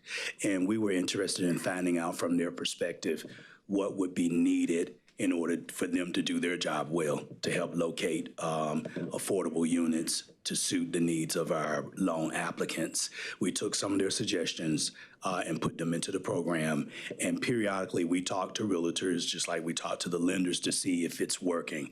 For some realtors, it seems that it does work. They seem to have become very familiar with our guidelines, program guidelines, and are able to help guide their people into the program. Then we talk to some realtors who are saying that, yeah, it's a little difficult, we're not exactly sure. So what we're trying to do again, and I keep referencing our new program administrator, that will be one of the tasks in getting started in his career here with us, talking to realtors, talking to lenders, talking to the community, engaging churches. We're interested in a total picture of what's going on in the DPA program so that we can better, shape our program to fit the needs of those who really need our help. Thank you for that. So that's something I'm going to watch closely. Okay. Because I know realtors wanted to move fast because time is money, and government does not move fast. No. So I do want to know where the bottlenecks are happening. Is it in the underwriting? Is it the qualifications or conditions of the applicant? All of those things. Because customer service. I'm thinking through the lens of customer service as well. So I'm glad that we have this person on board, focusing on this process experience. Yes. So I'm interested in that. I know that we were talking about priorities regarding the housing plan. I'm with Councilmember Baker. I know we have this pretty massive housing assessment that was just done. If you take all the programs in the actual in this bond, I think that's part of the plan as well. You can look at it retroactively and say these are things that are working, because we are housing people, and I feel as though we are. When I hear some of the advocacy on housing, and this is why I want more. I appreciate the comms team at the city, but I think that, when residents talk to the city and want to hear what's going on, it's not necessarily, I don't know, we just have to communicate exactly to what the expectations are. And a lot of that is going to fall on us and not necessarily our communications department and how we actually communicate back to our constituents. Because this is a lot of progress. I mean, we're doing a great job in many areas, in many respects. And I don't know how we're going to better communicate that to people. But I want to make sure that folks know that we are housing people, we're transitioning people, we're helping people own places, we're helping people get more units, we're trying to divert from eviction. And, I know that, DHA and, they end up in court with residents sometimes, residents supported by legal aid. We are literally funding the plaintiff and the defense. We're doing it all. And that's because we want to make sure that, we're housing people. We want to make sure that folks are, following the processes, carrying out their own responsibilities. But we also realize that this housing market is volatile, extremely. And we want to make sure that they're supported, So Durham is going to do it all. I appreciate that. I am not going to lean one way or the other over what part of the program I'd love to put more energy in or not. I think that, the whole saying about, give a man a fish and they're XYZ, teach them how to fish and they'll never go hungry. I think it's a both and. I think that we need to, support folks and support them to the point where they can be self-sufficient. I think we need to think of it through a sustainability lens as well as a supportive lens. And so I'm not interested in just giving someone something and letting it drop there because we didn't do anything for them but help them in the moment. What do we do to help them tomorrow and the day after? So I think that we do need to just in regards to our values here in Durham, give folks give a handout, grab their hand, and then give them a hand up. Reach out, give them support, and don't let go. So I think that we can be much more holistic in this, and I appreciate what's been done, and I want to continue to support it. I'm going to keep my eyes on it, and where we have those bottlenecks, let's dive in deep and not let it take forever. Not let it take forever. So thank you for this. This is great work. Thank you. All right. Thank you, Madam Assistant. Thanks, staff. City Attorney. Colleagues, let's take a 10-minute break.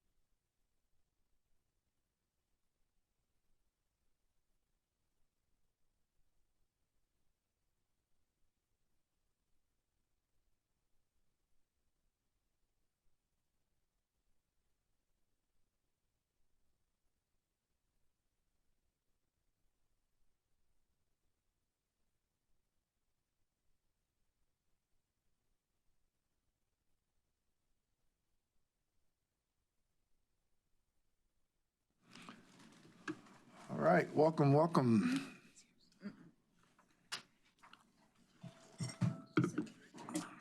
Ready to go. Good afternoon, Mayor. Mayor Pro Tem's not here, but General Counsel, to the council. My name's Evian Patterson. I'm Assistant Transportation Director over our Mobility Services.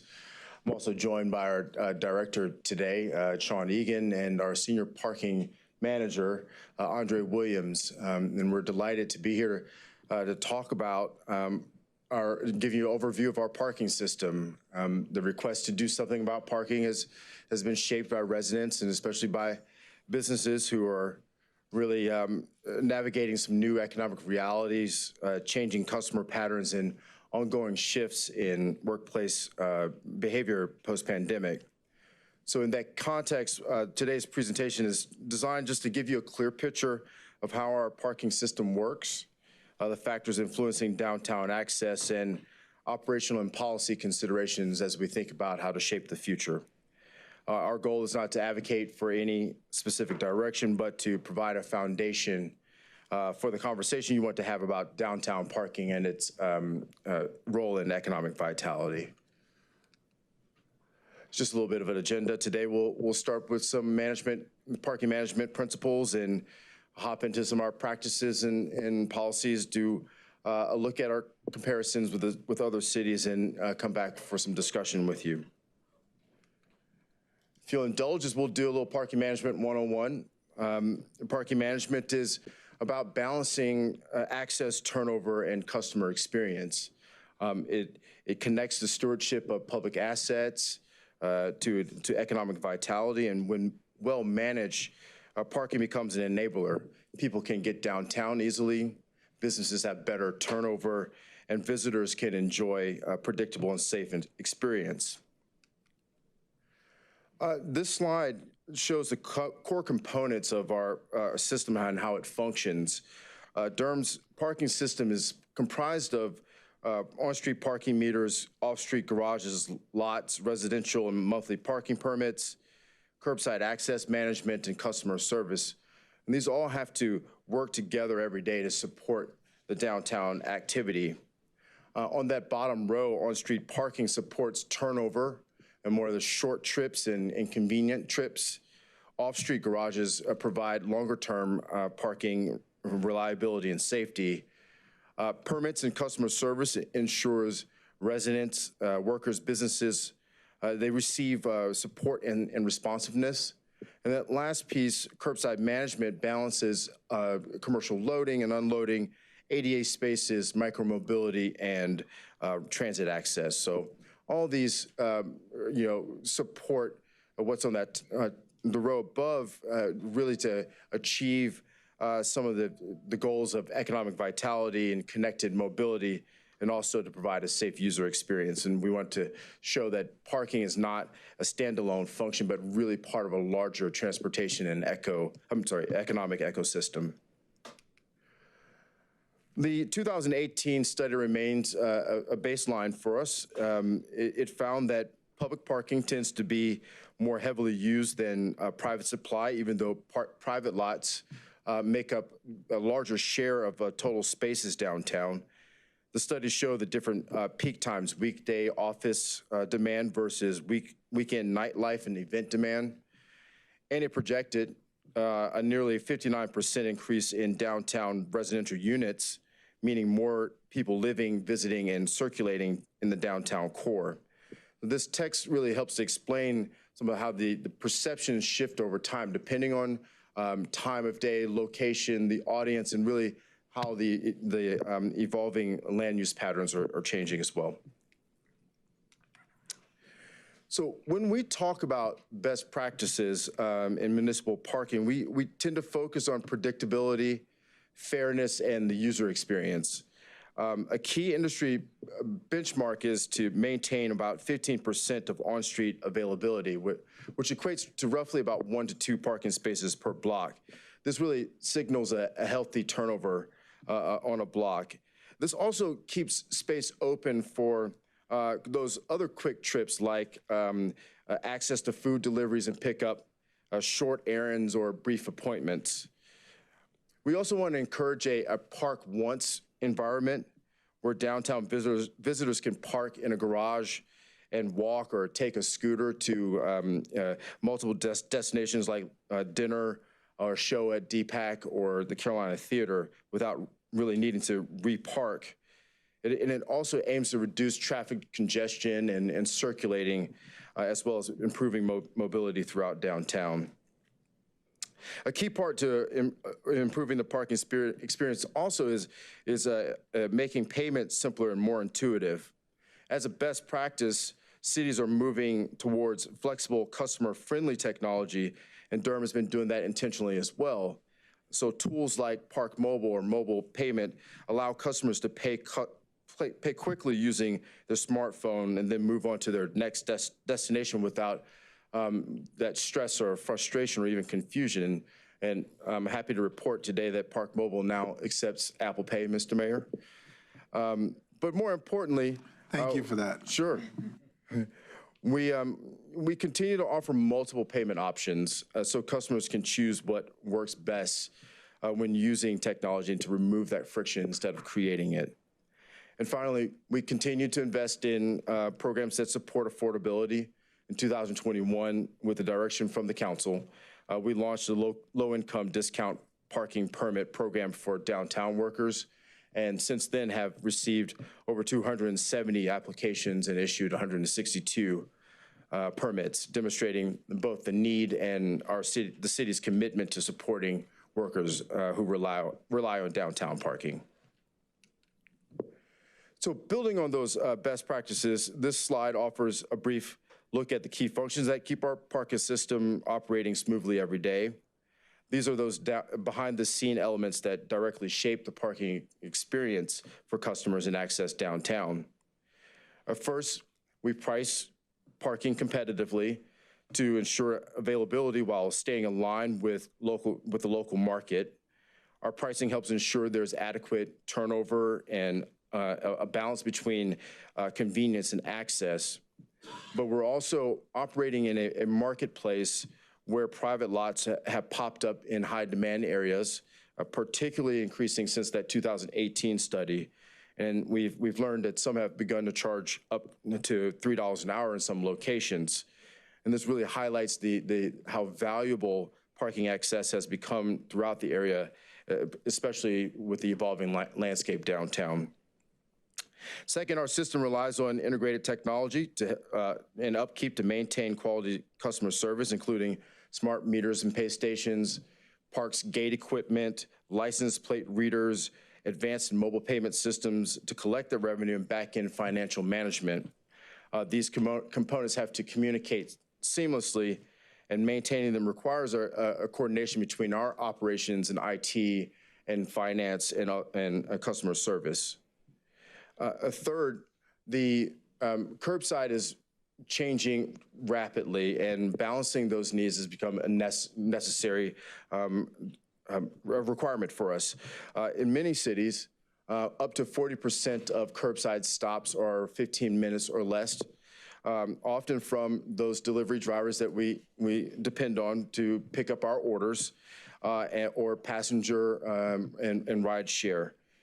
We've seen similar patterns here, but we have to do a little bit more of analysis to see what our impact on our Durham curbsides. But this national trend explains why the curb can feel full even when garages may have capacity, and why thoughtful curbside management is increasingly essential to supporting businesses and overall mobility. Across all of this, our goal is to maintain a positive customer experience, helping people navigate downtown easily and supporting businesses and keeping a system reliable for everyone. And much of this work is invisible, but it plays a critical role in the daily experience of visitors, employees, and residents. As mentioned before, our garages are some of the most heavily used public assets in the city. Many are reaching their age where significant reinvestment is needed. And that's why this council invested in facility improvements through the CIP. And over the last 2 years, we've worked closely with our partners in general services to focus on things like structural repairs, lighting upgrades, painting, and stairwell renovations. All of these improvements were for safety and clarity and comfort, because modern visitors to downtown expect clean, bright, and easy to navigate facilities, and we want our garages to meet that standard as well. We're also preparing for to replace near-end life parks equipment, the gate equipment, as part of this strategy as well, to make sure that our equipment, signage, and payment systems are modern and intuitive. This is just to give you a snapshot of the expected revenue in FY26. And you can see the share, most of our business primarily comes from off-street parking, with the largest share from monthly parking permits. But what you don't see in this chart are what the revenue supports, like general maintenance and repairs, cleaning and janitorial services, security, equipment servicing, and customer service operations. So while our parking system is performing well overall, there are several challenges worth highlighting as the downtown continues to grow. On this slide, I want to emphasize that the core challenge in Durham is not simply about the number of spaces we have, it's the competing needs we have of managing those competing needs every day, from short-term visitors to long-term employees, residents, delivery drivers, nightlife traffic, and all these are using the same constrained curb and garage system. So how we balance those needs is what determines the actual customer experience. A second challenge is communication. We've learned that even when parking is available, the perception of unavailability can take hold quickly. So we've been restructuring how we engage the public by reorganizing our staff to focus more on customer service, and even creating a customer service manager position with expanded frontline support. And this is really meant to strengthen our responsiveness, our clarity and information, and a level of service people expect when they come downtown. And we also meet regularly with our partners at DDI. I want to thank them for their partnership in working with us, along with the Convention Center, Carolina Theater, and DPAC, and other partners. Having conversations with these partners are essential to understanding event-based demand patterns. What are the customer frustrations and some of the emerging needs across the district? And looking ahead, one of the biggest opportunities is we have a system-wide upgrade, equipment upgrade in FY26 and on to 27. This will replace that aging equipment and introduce more reliable, more intuitive technology for customers, from those gates I mentioned to easier payment options. And these upgrades will significantly reduce system downtime and improve overall user experience. So I want to take a moment to talk about these gates. We get a lot of questions about why the gates are sometimes up and why they're sometimes down. And I just want to start by saying, first, the gates are down. That's our default. It's intentional. It maintains security inside the garages. It prevents nuisance activity and ensures proper revenue collection during paid hours. When those gates are left up, we see increases of unsafe activity and vehicles exiting without paying for daytime parking. However, we do raise the gates sometimes during major special events, but only when uniformed staff are physically present.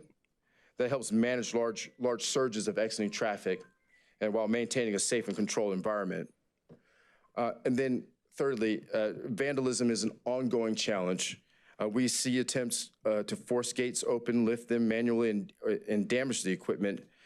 These incidents can take the gates out of service until repairs are made, and those repair times vary depending on the issue, if it can be fixed quickly, while others require replacement or replacement parts are more extensive work. And I want to assure you that in the photo, that's not one of our maintenance guys.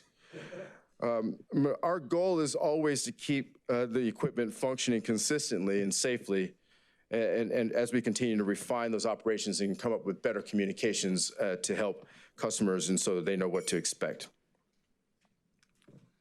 So as you navigate through some potential policy directions, we thought it might be helpful to provide you some benchmark of how Durham compares with other North Carolina cities. As you see in the chart, our on-street and garage rates are within the same range as peer cities such as Raleigh, Charlotte, Wilmington, and Asheville. Some cities charge less, some more, but Durham, it sits in the middle of the statewide landscape. The purpose of this comparison is not to suggest a particular approach, but just to provide you context. Different cities, have to make different choices based on economic conditions or their infrastructural needs or community expectations, but we wanted to make sure you have a benchmark as a grounding point as we think through pricing and policies that make sense for Durham's goals and values. And because we know that there's been some interest in exploring pilot programs, we wanted to share a brief case study of Raleigh. I'm from Raleigh. We had an opportunity to reach out to our partners and colleagues in Raleigh to learn about their experiences and direction. And just to mention, Raleigh launched a 2-hour free parking program downtown in partnership with their Downtown Alliance. The programs generate strong support for businesses and visitors, and they report positive sentiment. Even Downtown Raleigh Alliance reported induced spending of about $3.7 million from the program. However, Raleigh also identified some challenges. The program produces a significant revenue loss, which increasingly must be absorbed by the general fund. They experience increased deferred maintenance pressures for their garages and equipment.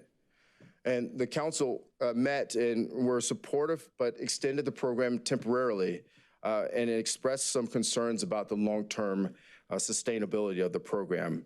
And again, this example is presented not as a recommendation, but as a case study to really illustrate the types of trade-offs involved when exploring these types of programs. So with those challenges in mind, this next slide outlines policy tools that are available to most cities. These are not as recommendations, but simply as options for council to consider. And really, these are policy levers and a menu of options as you think about a long-term strategy for parking in the downtown. First, a look at reduced or promotional rates.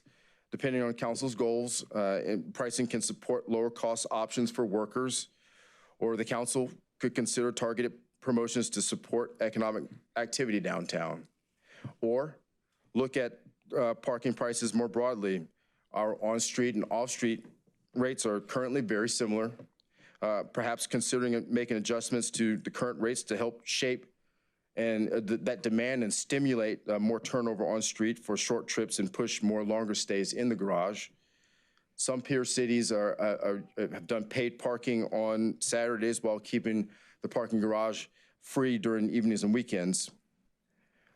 Or we could look at enforcement, perhaps a more focus on increasing more of a visible presence to help improve compliance and safety and as a way to increase revenue. Or pursuing a more education-focused approach that supports that positive customer experience, and your help and your guidance can help us determine how to balance those two outcomes. And lastly, perhaps asset management. As mentioned, several of our facilities will reach their useful end of life and require more major investment over time. Evaluating redevelopment opportunities or modernizing some of the payment systems, or even planning for future facilities in growth areas like Gear Street or Washington Street. Maybe those are some considerations that could help shape the system's sustainability. Again, none of these represent any direction we're proposing. We're just laying out some tools available to you. So we wanted to close by focusing on next steps and, more importantly, getting council guidance. Based on today's discussion, staff can explore the options, any of the options further, and return with analysis and recommendations that really align with the priorities that you identify. We're also looking forward to hearing about any additional areas of interest or questions you'd like us to examine. whether it's the pricing strategies, the employee parking, focusing on customer experience, or the targeted pilots. And as we move forward, we will continue to work with our partners at DDI to help shape and test some of these specific options and make sure that we are responding to business and customer needs. And really critically, as we, for any proposal that we bring back, we would analyze the financial implications, particularly any that are impacting the parking fund that is approximately $2 million in structural deficit right now. So we want to make sure you have clear information about the trade-offs and sustainability. But whatever you provide today, we want to come back with the options that are thoughtful and data informed and really aligned with whichever direction you want to go. So with that, I'll pause and take any questions. Thank you. Thank you so much. All right, Councilmember Baker. Thank you. That was the best parking presentation I've ever seen in my entire life.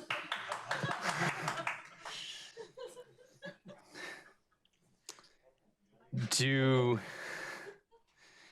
other comparison communities operate with similar structural deficits to Durham? We'd have to come back with more information on that. We have heard in Raleigh have some deficit that they're working through as well. It's part of their analysis, and when they're looking at the 2-hour free program and extending that, they have to look at the impact to their parking fund as well. Okay. Do we have a light at the end of the tunnel with regard to hours, or is this kind of just for the foreseeable future, we're going to be operating with this kind of deficit? I mean, that's a philosophical question. I mean, many cities are grappling with the same issue. It's kind of the norm. Kind of the norm right now. For parking funds? For parking funds and also for parking programs in general. Many cities went through the same impacts of the daytime worker, remote work is impacting our parking programs. And so the shifting demands are occurring from the daytime to evening. So, but everyone's grappling with the same problem, and I don't know about the light at the end of the tunnel, but maybe an opportunity to come up with different strategies based on those demands. Councilmember, can I opine a little on that? I would also add that I think for context, when comparing with other cities, I think there's certainly the possibility and perhaps the likelihood that different cities go about accounting in their parking funds different ways, making choices about whether or not to charge debt to those parking funds from structures in the parking fund, whether or not to charge indirect costs and direct costs. We'd be happy to daylight for council all of those assumptions in this fund, but I do think that would make it, I would not say that it's there's no value in comparing parking funds, but I would put asterisks on those comparisons. And then I would definitely say that as far as light at the end of the tunnel, I think one of the intentions of this presentation, if not today, is to get council thinking about their priorities and what they want to achieve. I think how I would frame the future is, what do you want out of your parking program? Do you want it to be self-sustaining? Do you want it to provide a particular service at a particular price point? Do you want it to encourage other modes of transit? There are many different policy objectives. But I would say under the current assumptions, I would be comfortable saying there is not a light at the end of the tunnel. We do not see demand or pricing changes as being significantly improving in the future. And as a result, I think one of the obligations I feel is to let council know that essentially that means there is a tax subsidy that is eventually necessary to this fund. Right now, we are borrowing from other funds, but the likelihood that that will be repaid by some turnaround in the financial performance of this fund is unlikely. Which is not, to me, simply speaks to having a transparent conversation with the council and getting direction from you about what you want from parking would help us provide options for you and give you some direction going forward. Sorry to jump in, but I think. Yeah, no, thank you. That's fair. That's helpful. Yeah, I think I was approaching this conversation interested in Raleigh's approach. I've heard from numerous people who really like what Raleigh's trying to do with their 2-hour free parking. Yeah, I'm a walkability advocate, and definitely want to prioritize transportation spending to transition our city from one that is completely autocentric to one that is slightly less autocentric, which would require aggressive changes. That being said, we've also, we also are developing over 3,000 acres of automobile-oriented development on our city's outskirts, people who will want to come into downtown and who will really have no other realistic way to come into downtown and spend their money there. So that's just something I'm wrestling with right now. I think of all of the kind of, I like all the policy choices that you presented to us. I think the only one that I would be interested in considering is something like a 1-hour free or 2-hour free program. That and that being said, my asterisk to that is if it's a significant cost to us and would impact our other priorities, I would want to know. I would want to know that before making any kind of decision. And also just making sure that those reduced rates for workers, that is a program that is working well. I think that's important. Yeah, that's what I've got for now. Thank you. Member Kopak. Yes, thank you so much for this presentation and for the work that you are doing. A few questions for you. It's interesting to see the statistic about the $3.8 million in identified, increased spending in local business through the $500,000 hit to the city. I imagine you could do a similar calculus if you, waived parking fees entirely, what the result would be. Is there a conversation that you have with Director Gunn and Office of Economic and Workforce Development and how we think about this as a contributor to economic development and what we think is a worthwhile return on investment for absorbing that sort of cost for the city? I believe today we wanted to get direction from council and to be able to go back and do some of that type of analysis. We've done some back of the envelope calculations, but I can't share that today, but would be open to having those conversations with our partners in OEWD. Yeah, because like Councilmember Baker, I would have an interest in a program like a 1-hour or 2-hour free. But, I'd want to think about how do we compare that against other investments we can make as a city in economic development, and what's the financial return, what's the community benefits return, how do we think about weighing those sorts of choices? So it's not just like, we do this or not with parking. So I'd express that interest. I really love that we have the discount program for low-income workers, and you shared some figures about applications and those that have qualified. Do we know how many low-income workers we have in downtown or some kind of catchment area to think about how many of our workers we're actually bringing into the program? This program self-reporting. We don't have that figure. We open it up for any low income that meet the criteria. Yeah. I don't have a full figure of how many are downtown. We'll say also this program, there are significant barriers that some may find coming and reporting that information, particularly in light of current conditions nationally.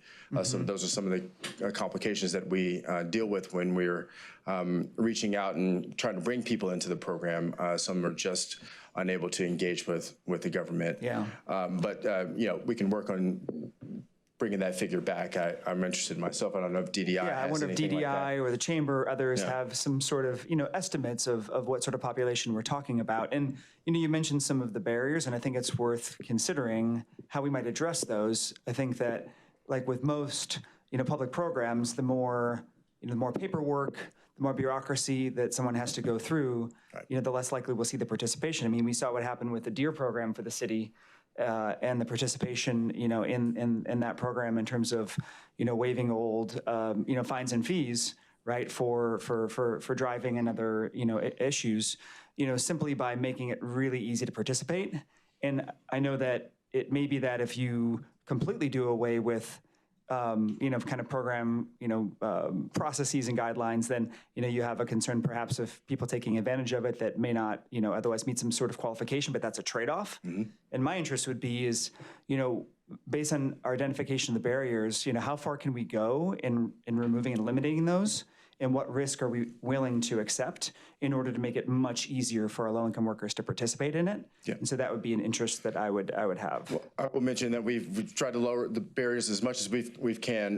We don't retain any of the records. We just ask for proof of income, and I see Sean stepping up now. He wants to answer about that, but something that we definitely are concerned about is making sure we remove those barriers. But yeah.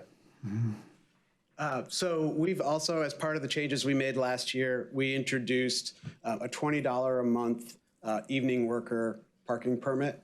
And that requires no documentation at all. That is available to anyone who wants it, because we heard a lot of input from downtown businesses that had dinner shifts coming in, that folks, the parking was a real barrier for folks coming in to work those dinner shifts at downtown restaurants. And so we have had some challenges getting the word out about that program. We thought that the $20 price point would be really attractive. You have to arrive after 3 p.m. Is the catch. But folks coming in for a dinner shift are coming in after 3 p.m. That one requires no documentation. There are no barriers. You just pay the $20 every month. That's an example of where we've really worked hard to provide an option, but we've got some work to do with our partners to get the word out about that availability.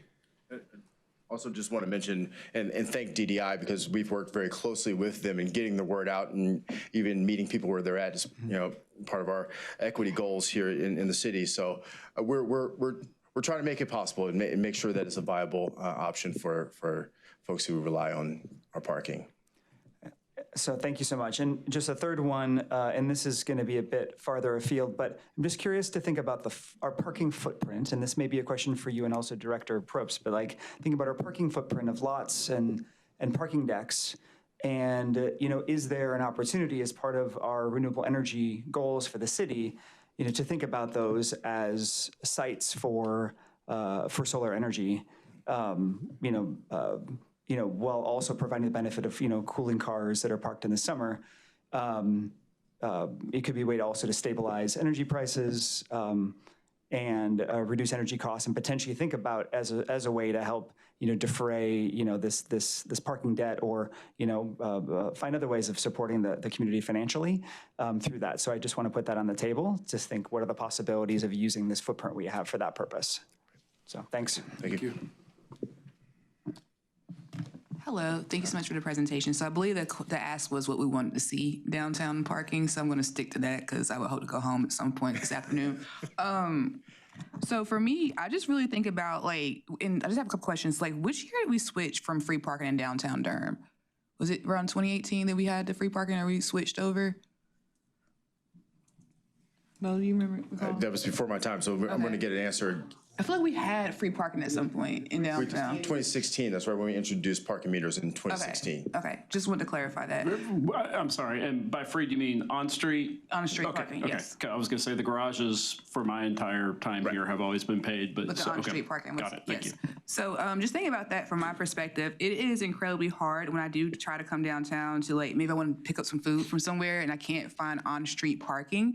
And so figuring out how do we maybe have some reserved spots for 15 minutes loading and getting people in and out would be super helpful, particularly think about for Neomond, when I want to run over there, I can't find parking in the loop. I have to just kind of illegally park, but we're not gonna talk about that. But also think about how we make our decks more inviting, and thinking about that, I think about the Corcoran Street deck. I really try not to park in that deck because of the smells on the inside. And so thinking about, I know that that's been a recurring problem for me. So thinking about how do we kind of make that a little bit more friendly and inviting. So how do we think about overall, how do we make people using the decks, like you said in your presentation, keeping cars there for a longer period so we can open up some of that street parking. So I would just think about how we can make sure that the decks are feel safe, or also don't have smells that just are interesting across the level. So those are my immediate thoughts about just some parking ideas, what I want to see in downtown Durham parking, to make sure that if you're running a quick errand, I know when I go to American Tobacco, I know that's privately owned. even if they're having an event at DPAC, I can tell them like, I'm just gonna pick some food and they're like, okay, just go ahead and come in, back out. So thinking about how do we make sure people who are just like doing really quick downtown errands and want to patronize restaurants for takeout, how can we get access to parking and then get in and out and go about our day as well? So those are my comments. Yeah, thank you for that. Just mention, you're speaking of curbside management, and those, we didn't really highlight, go into that very much, but we have to figure out how to balance the car storage with some of that quick access. And so you're seeing impacts now with commercial loading. There's going to be a growing need for those types of, not just you picking up your order, the delivery drivers need that space as well, so they're not using up the general purpose lane in double parking. So those are some of the trade-offs we're working through on that. No, I appreciate that because it is an issue when I go down Main and someone is delivering and not to sit there and like, do I go around or do I, is one of those. So I think you appreciate for uplifting that as well. Thank you, Councilmember Rist. Thank you, Ms. Mayor. Mr. Patterson, thanks for the presentation. Interesting stuff there. As Councilmember Baker said, one of the best parking presentations we've had. And I do want to thank the city manager again. I think this is exactly the kind of like rich policy discussion we need to have, because I think it's clearly embedded in your presentation, this trade-off between the revenue hit, the $2 million per year that we're subsidizing, versus these other goals of sort of equity of supporting downtown businesses and their workers. So I think this is really a classic kind of policy challenge we have. So I have a couple items. So the first thing, I do like the suggestion of some kind of 2-hour free weekday pilot to see how that might do. And I know I see Tiffany's here from DDI. I know we just approved the downtown improvement last night, which includes like working with the city to do some kind of pilot. So I know we've heard calls from businesses about something during the weekday to make it easier for folks to come down and patronize businesses. So I think that's a good idea to try that out. I'm kind of curious, I don't know whether Tiffany knows or Sean, like how they got the number of their impact. That'd be like methodologically, I don't know how you sort of tease out that impact, or like how they figured out. Sean may know. Sean Egan, City Transportation Director. So my understanding is that the City of Raleigh has a food and beverage tax that was adopted by referendum. So that makes it easier for them to track, because of the sales tax, what the kind of baseline. They could sort of survey folks, hey, did you use free parking? And, they can use tax records to determine, all right, during this period last year, how much food and beverage spending was there? And then during the same period this year, how much food and beverage spending was there? And so they're looking at the delta between. How do they know at any one time period who's there for like their 2 free hours of parking? How do they know? It's not that simple. Yeah, exactly. It's an estimate. Yeah. So it was interesting, but the bigger point is like I think it'd be worth testing that and see if that helps the downtown sort of businesses, because we've heard that a lot.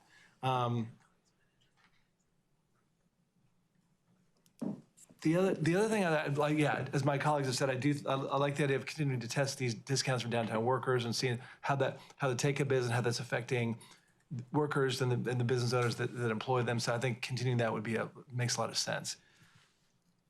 There's also some long-term stuff here that I want to talk about. So one thing we haven't mentioned is embedded in the slide. It's probably Mr. Egan that included this. Is the idea of like, would we increase rates to try to discourage people from driving downtown?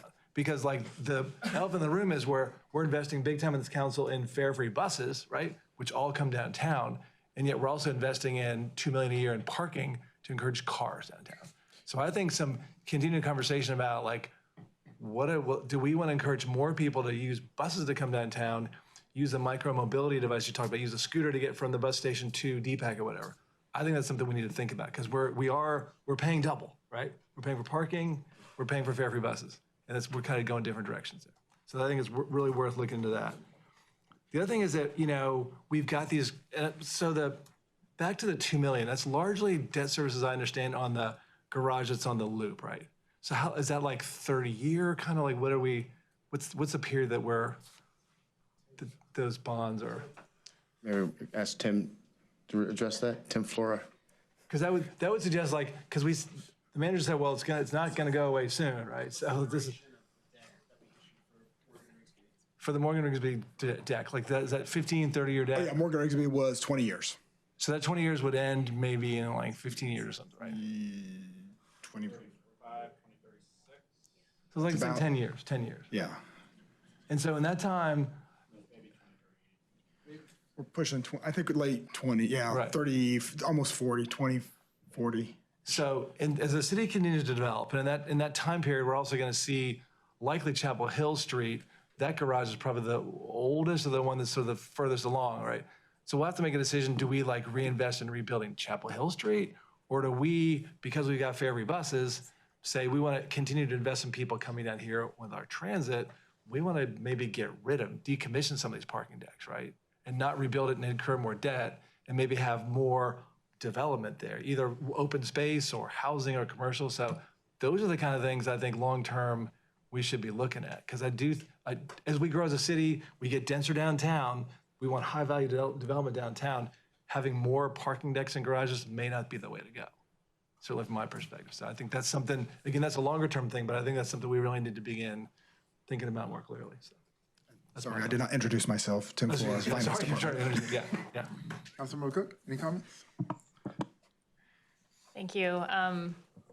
Sean, I like the Christmas trees, although I'm like slightly disappointed that we don't have a transit-oriented tie today, but that's okay. It's holiday specific. Yeah, a lot of the things that I wanted to say have been said. I was just looking at the comparison chart and was noticing in, Winston-Salem, I see strong integration with park and ride facilities. And it's just something that I'm kind of thinking about as we are, like Councilmember Baker said, we are seeing quite a bit of auto-centric development. And if we are thinking about methods of transportation that actually combine kind of these two aspects, like allow folks to be able to use public transit and also have a place to like come into the city, not bringing their cars all the way into downtown. Have we like thought about that? Do we have any plans in that direction? It's a big question. That's a huge question. Yeah. We haven't incorporated that in our analysis, but we will make note of it and come back with some ideas. Yeah, I mean, a couple of my colleagues have stated it, but for me, I'm looking for a less auto-centric community, and that fits with our goals in Vision Zero. It fits with several of our other, I think we talked about environmental impact and zero emissions goals. But it is hard to like imagine doing that if we don't really like think of big changes. And the space downtown is so valuable, and particularly like we've talked about this a lot, but I mean, we have a surface lot across the street from City Hall, which in my opinion is like pretty ridiculous. It's taking up a lot of space and not really like giving us anything. And so I'm just sort of thinking about like how we truly reduce the number of cars that are coming into downtown without reducing the number of people that are able to access downtown and rely on some of these other transit options that we have.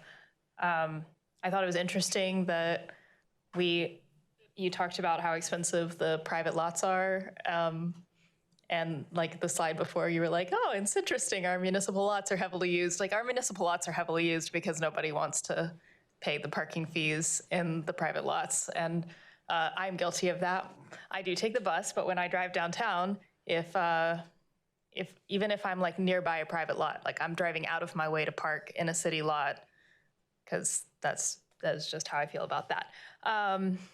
And I also wanted to say that I appreciate, I'm going to keep bringing this up because I think it's really important. I appreciate what you said about continuing to have diversity in methods of payment. When I see these places that are moving to full phone and app payment, we just are making that inaccessible for a lot of our constituents. So I really appreciate that. Just wanted to shout that out because it's something that I've brought up before. But yeah, those are the things I'm thinking about. I had already gotten the figures on the low-income workers parking passes that we're doing and was happy to see that those numbers are kind of continuing to go up. It sounds like there's lots of participation in that program. I totally understand the paperwork issue, particularly for certain vulnerable populations, and want to continue sort of thinking critically about how we can continue to make that more accessible. So I just want to say thanks on that regard too, and for your partnership and working with folks in downtown to make sure that their employees are able to park here. And excited to hear about the $20 program. I did not know about it. So I've got folks that like ask me questions about parking all the time. So I will be texting them like today to make sure that people know. So I'm really excited to hear about that. I too was like sort of interested in the 2 hours free parking. That was kind of the thing that I was most interested in. And I see that we have a study from Raleigh. I'm kind of curious to hear how it was impactful in other cities too, if we do have comparisons. I know that that's obviously like the easiest comparable, and we have that pilot that was recent. But I'm going to just echo what Councilmember Kopak said, which is that I want to understand like the economic impacts of that with how we are subsidizing, and if that is the most efficient way of spending our city money. Even though it is taking on debt, it is still an expenditure. And so I really want to have an understanding of that before I would commit to putting that as a tax burden. And those are my comments. Thank you. Great presentation. Best parking presentation ever. Councilmember Burrs, follow up. I'm not going to make the same joke like 4 times, so you don't have to worry about that. I just want to flag for, I think it's more for my council colleagues, not specifically for you all, that there's an equity lens here. As we talk about limiting cars from coming to downtown, thinking about what our current transit infrastructure look like for everyone. So I do like to support the idea of parking rides, but thinking about like there's people who are disabled or there's people who have accessibility needs. So, and not everyone lives in like a walkable neighborhood in close proximity to downtown. Like for example, for me, my nearest bus stop is like a mile away and there are no sidewalks. So as we think about that, which one comes first? Do we improve the actual infrastructure first before we make those limitations? Or how do we address it to make sure that we are not disenfranchising someone from coming downtown if they only have like a vehicle to get there? So thinking about we are creating these sprawl center neighborhoods. And so we can't, you got to make it make sense at some point. So I just wanted to flag that and put on the record anything about equity, about who can come downtown, and everyone may not have the same opportunities that you all may have to be in close proximity downtown. One last thing, yeah, just following up on that, yes, we've developed a lot of sprawl in the past few years. We are now competing with other centers, like Raleigh. So some clear direction I would like to provide here. One is I think we need to move away from surface parking entirely in downtown Durham. I think there are a lot of questions around the garages that we have and where those will go. I don't know what that looks like today, but I do think that we need to move away from surface parking in general. And I think that there's some pretty good direction in the downtown master plan about that, particularly the lot across from City Hall. I would like us to look into at least first free hour of parking, some sort of trial and what that would look like. And those are the clear pieces of direction I would like to provide. Go ahead. Yeah, I like those. One other thing, I mean, just occurs to me that we are providing, a lot of the concern is that we have limited activity. We have like workers come back down. We have limited sort of commercial activity during the week. We got much more people, like starting Thursday, Friday, Saturday, Sunday, a lot more activity. Yet parking's free on the weekends and we're charging in the week. Have we thought about flipping that around? Certainly, of course, we didn't go into much detail there. Did mention it. The demands have shifted, as we said before. Daytime activity has reduced some, but if you come downtown, and we say anecdotally, there's a lot of activity after Thursday evening on, even during the day on Saturdays, and to a certain extent Sunday, depending on the event. So, again, that's another policy lever for you to consider. If we're thinking about if we're going to respond with rates and demand, Clearly, we added those the on-street parking sort of charging when downtown was kind of picking up. Right. We were clearly, there was sort of like, we were leaving money on the table, so we started doing it. But if there's ways to sort of flip that where we are sort of responding to where the demand is, let's think about that. Thank you, colleagues. I am on board with Councilmember Baker. He said what I was going to say. I want to explore 1 hour parking, 1 hour free parking. And I'm definitely on board with just better utilizing our space, getting rid of the surface lots. I think there's a lot of land available in downtown if we did not have to have surface lots. I mean, every surface lot could have all types of things vertically on top of it. And if we're truly wanting to identify downtown, we can start there. I, of course, come from this space, come into this space from a more practical sense. I'm not interested in really looking at parking in isolation. I think it needs to be supplemental to the entire downtown experience. I think we have the highest parking rates in the Triangle, and the higher the rates, I think that the more we are going to discourage people to. I don't think it's going to discourage them to drive. I think it's going to discourage them to visit. And I think that we need to think about parking and how parking plays. If you were to look at the downtown experience and budget it out, how much time you're spending in downtown and what you're doing downtown. And this is from the perspective of a resident.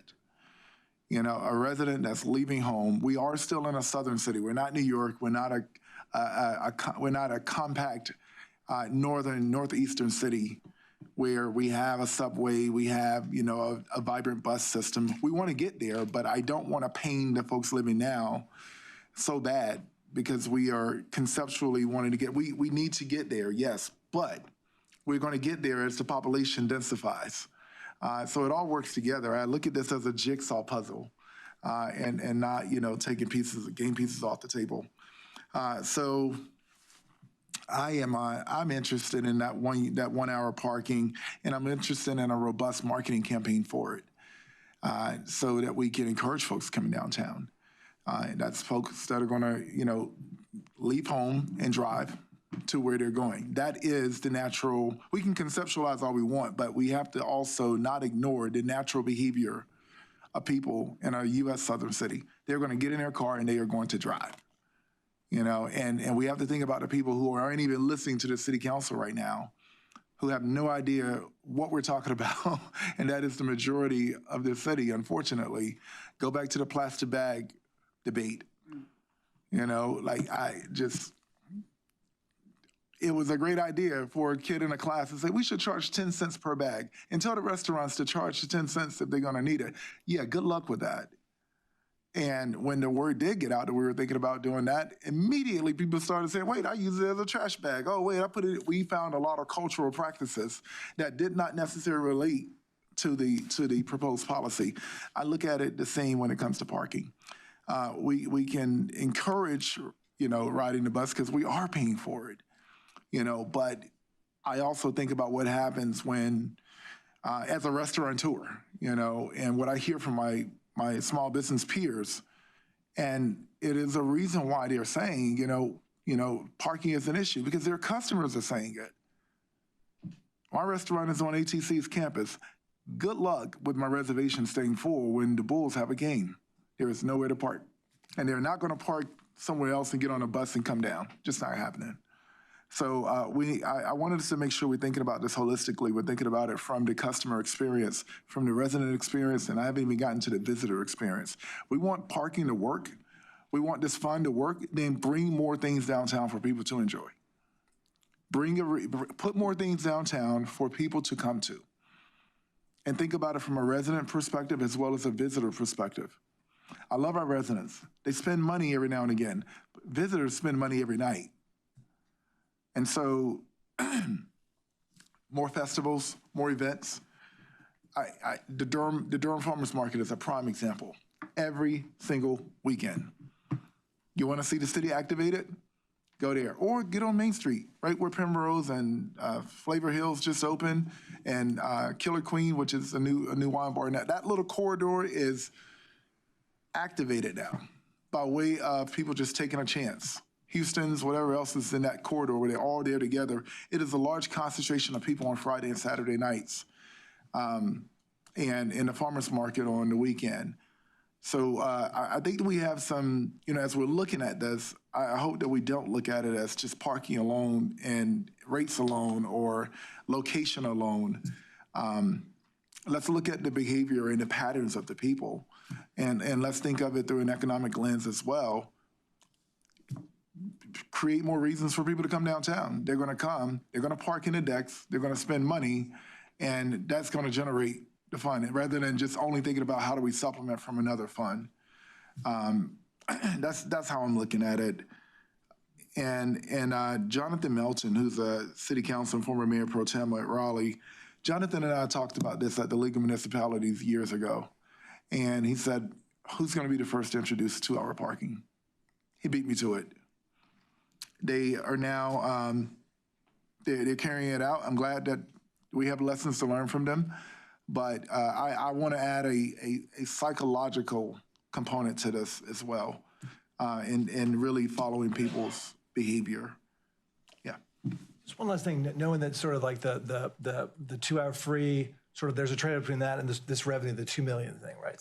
So I wonder also whether we could be sophisticated about this. I mean, there's gotta be data out there about the price elasticity of demand for parking, right? You know, and so it's almost like you got a slider there. So if you did like 1 hour parking for a couple hours, you know, would that sort of like, what kind of demand would that increase versus less of a revenue loss than just going fare free? So is there ways to sort of test out different, you know, $1 parking or something for a couple hours, or different sort of, so you're, you know, not giving away all the revenue, but sort of testing what that does for demand? Is there data on that, or a way that we can do that creatively to sort of kind of test out some different scenarios? We'll come back with some best practices. I mean, what you're speaking of is performance parking, or looking at things like progressive pricing as ways of addressing demand. That could be time of day, that could be location. Congestion parking kind of pricing, right? I won't get into congestion pricing, but because we know how people feel, the nation feels about that. But those are strategies that are available. I will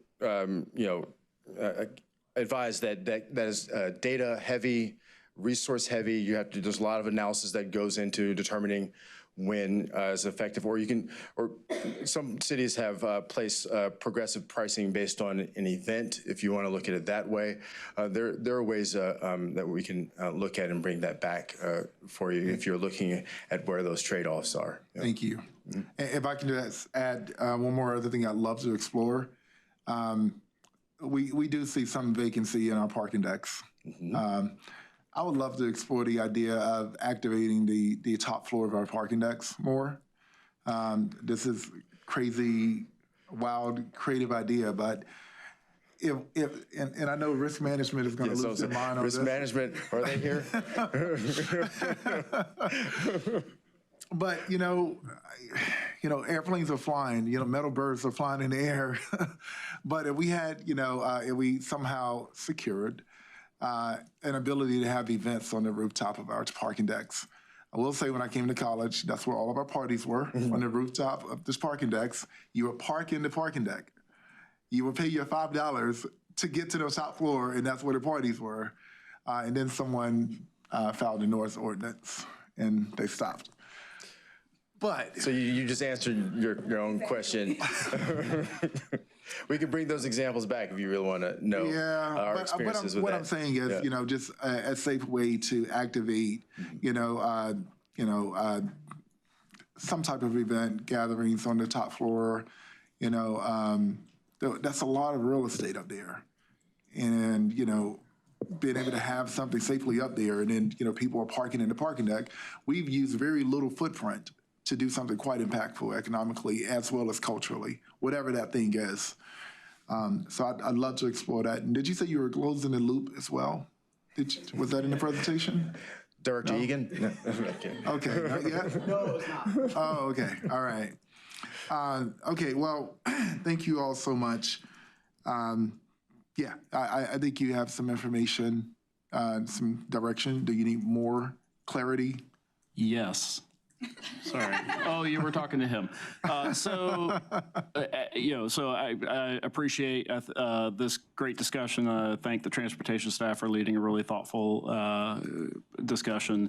And so just to summarize, a number of you requested follow-up information. I think staff has tracked that and can make that available in various future discussions. But what I would appreciate more clear direction from, and Mayor, if you could seek consensus from your council members, if there are specific policy directives. I heard Councilmember Baker suggest several that he had in mind. I heard some agreement, but it would be helpful for me, for the council, to give specific direction on near-term priorities that you would like staff to work on and develop, any parameters you'd like on those priorities, and that will help us make sure that we respond to the highest priorities first. The other items we'll provide as available as we go back through the conversation and track the different asks and requests. Colleagues, are we on the same page with the 1 hour free parking? Yeah. Okay, so that's one. Curbside management. What specifically? What was? Like tomorrow was better curbside management. Thinking about how do we? I'll turn your mic on. Oh, my bad. Just want to go back to the questions I raised around better curbside management and making like for deliveries and people coming through, but also using more street parking. Do you have an interpretation of what that would be? We can bring some examples, maybe, in some of the work that we've been doing. Here's Egan. Director Egan wants to answer that one. So when you have a scarce resource, the best way to allocate that scarce resource generally is to raise the price of it. So we have more demand for our curbside than we have supply of curbside.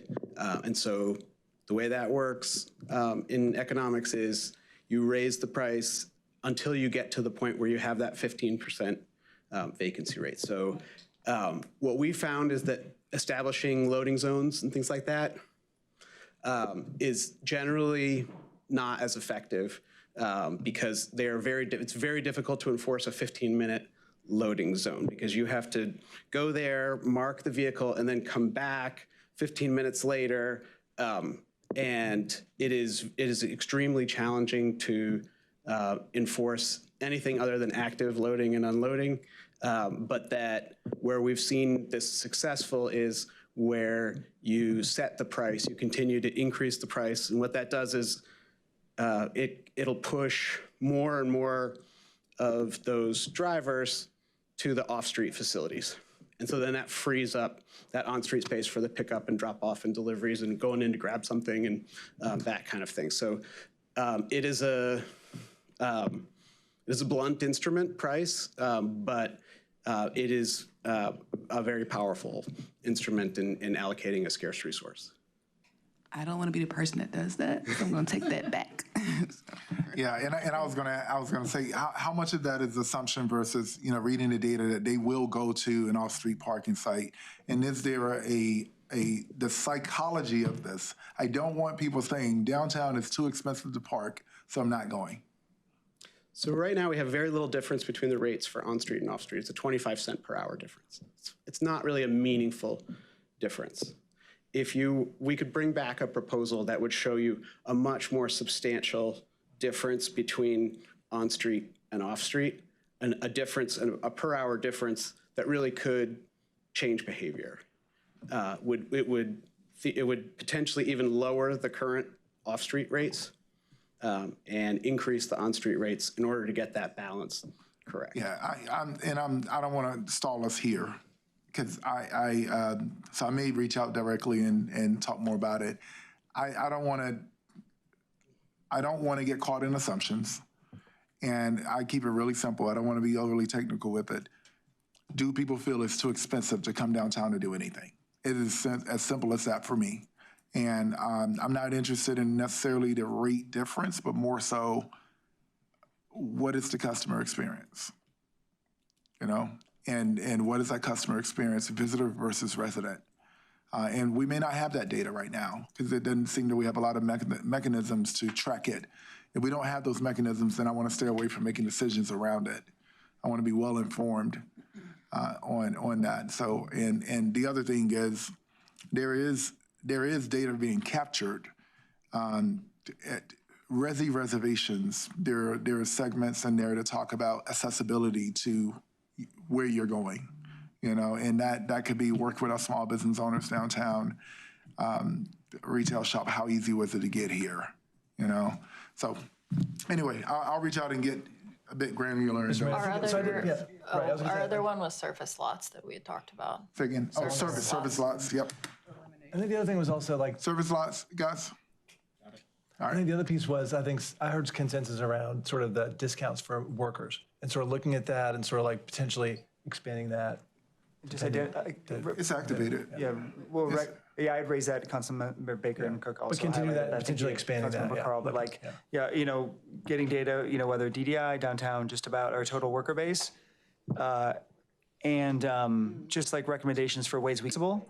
Also, I'd love to give direction to communications, if it isn't already, just to really pump out that $20 benefit too, because I wasn't aware of that. So.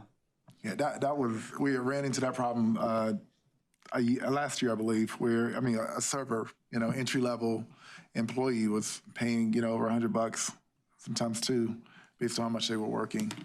So that was a huge win. Does that help that one too?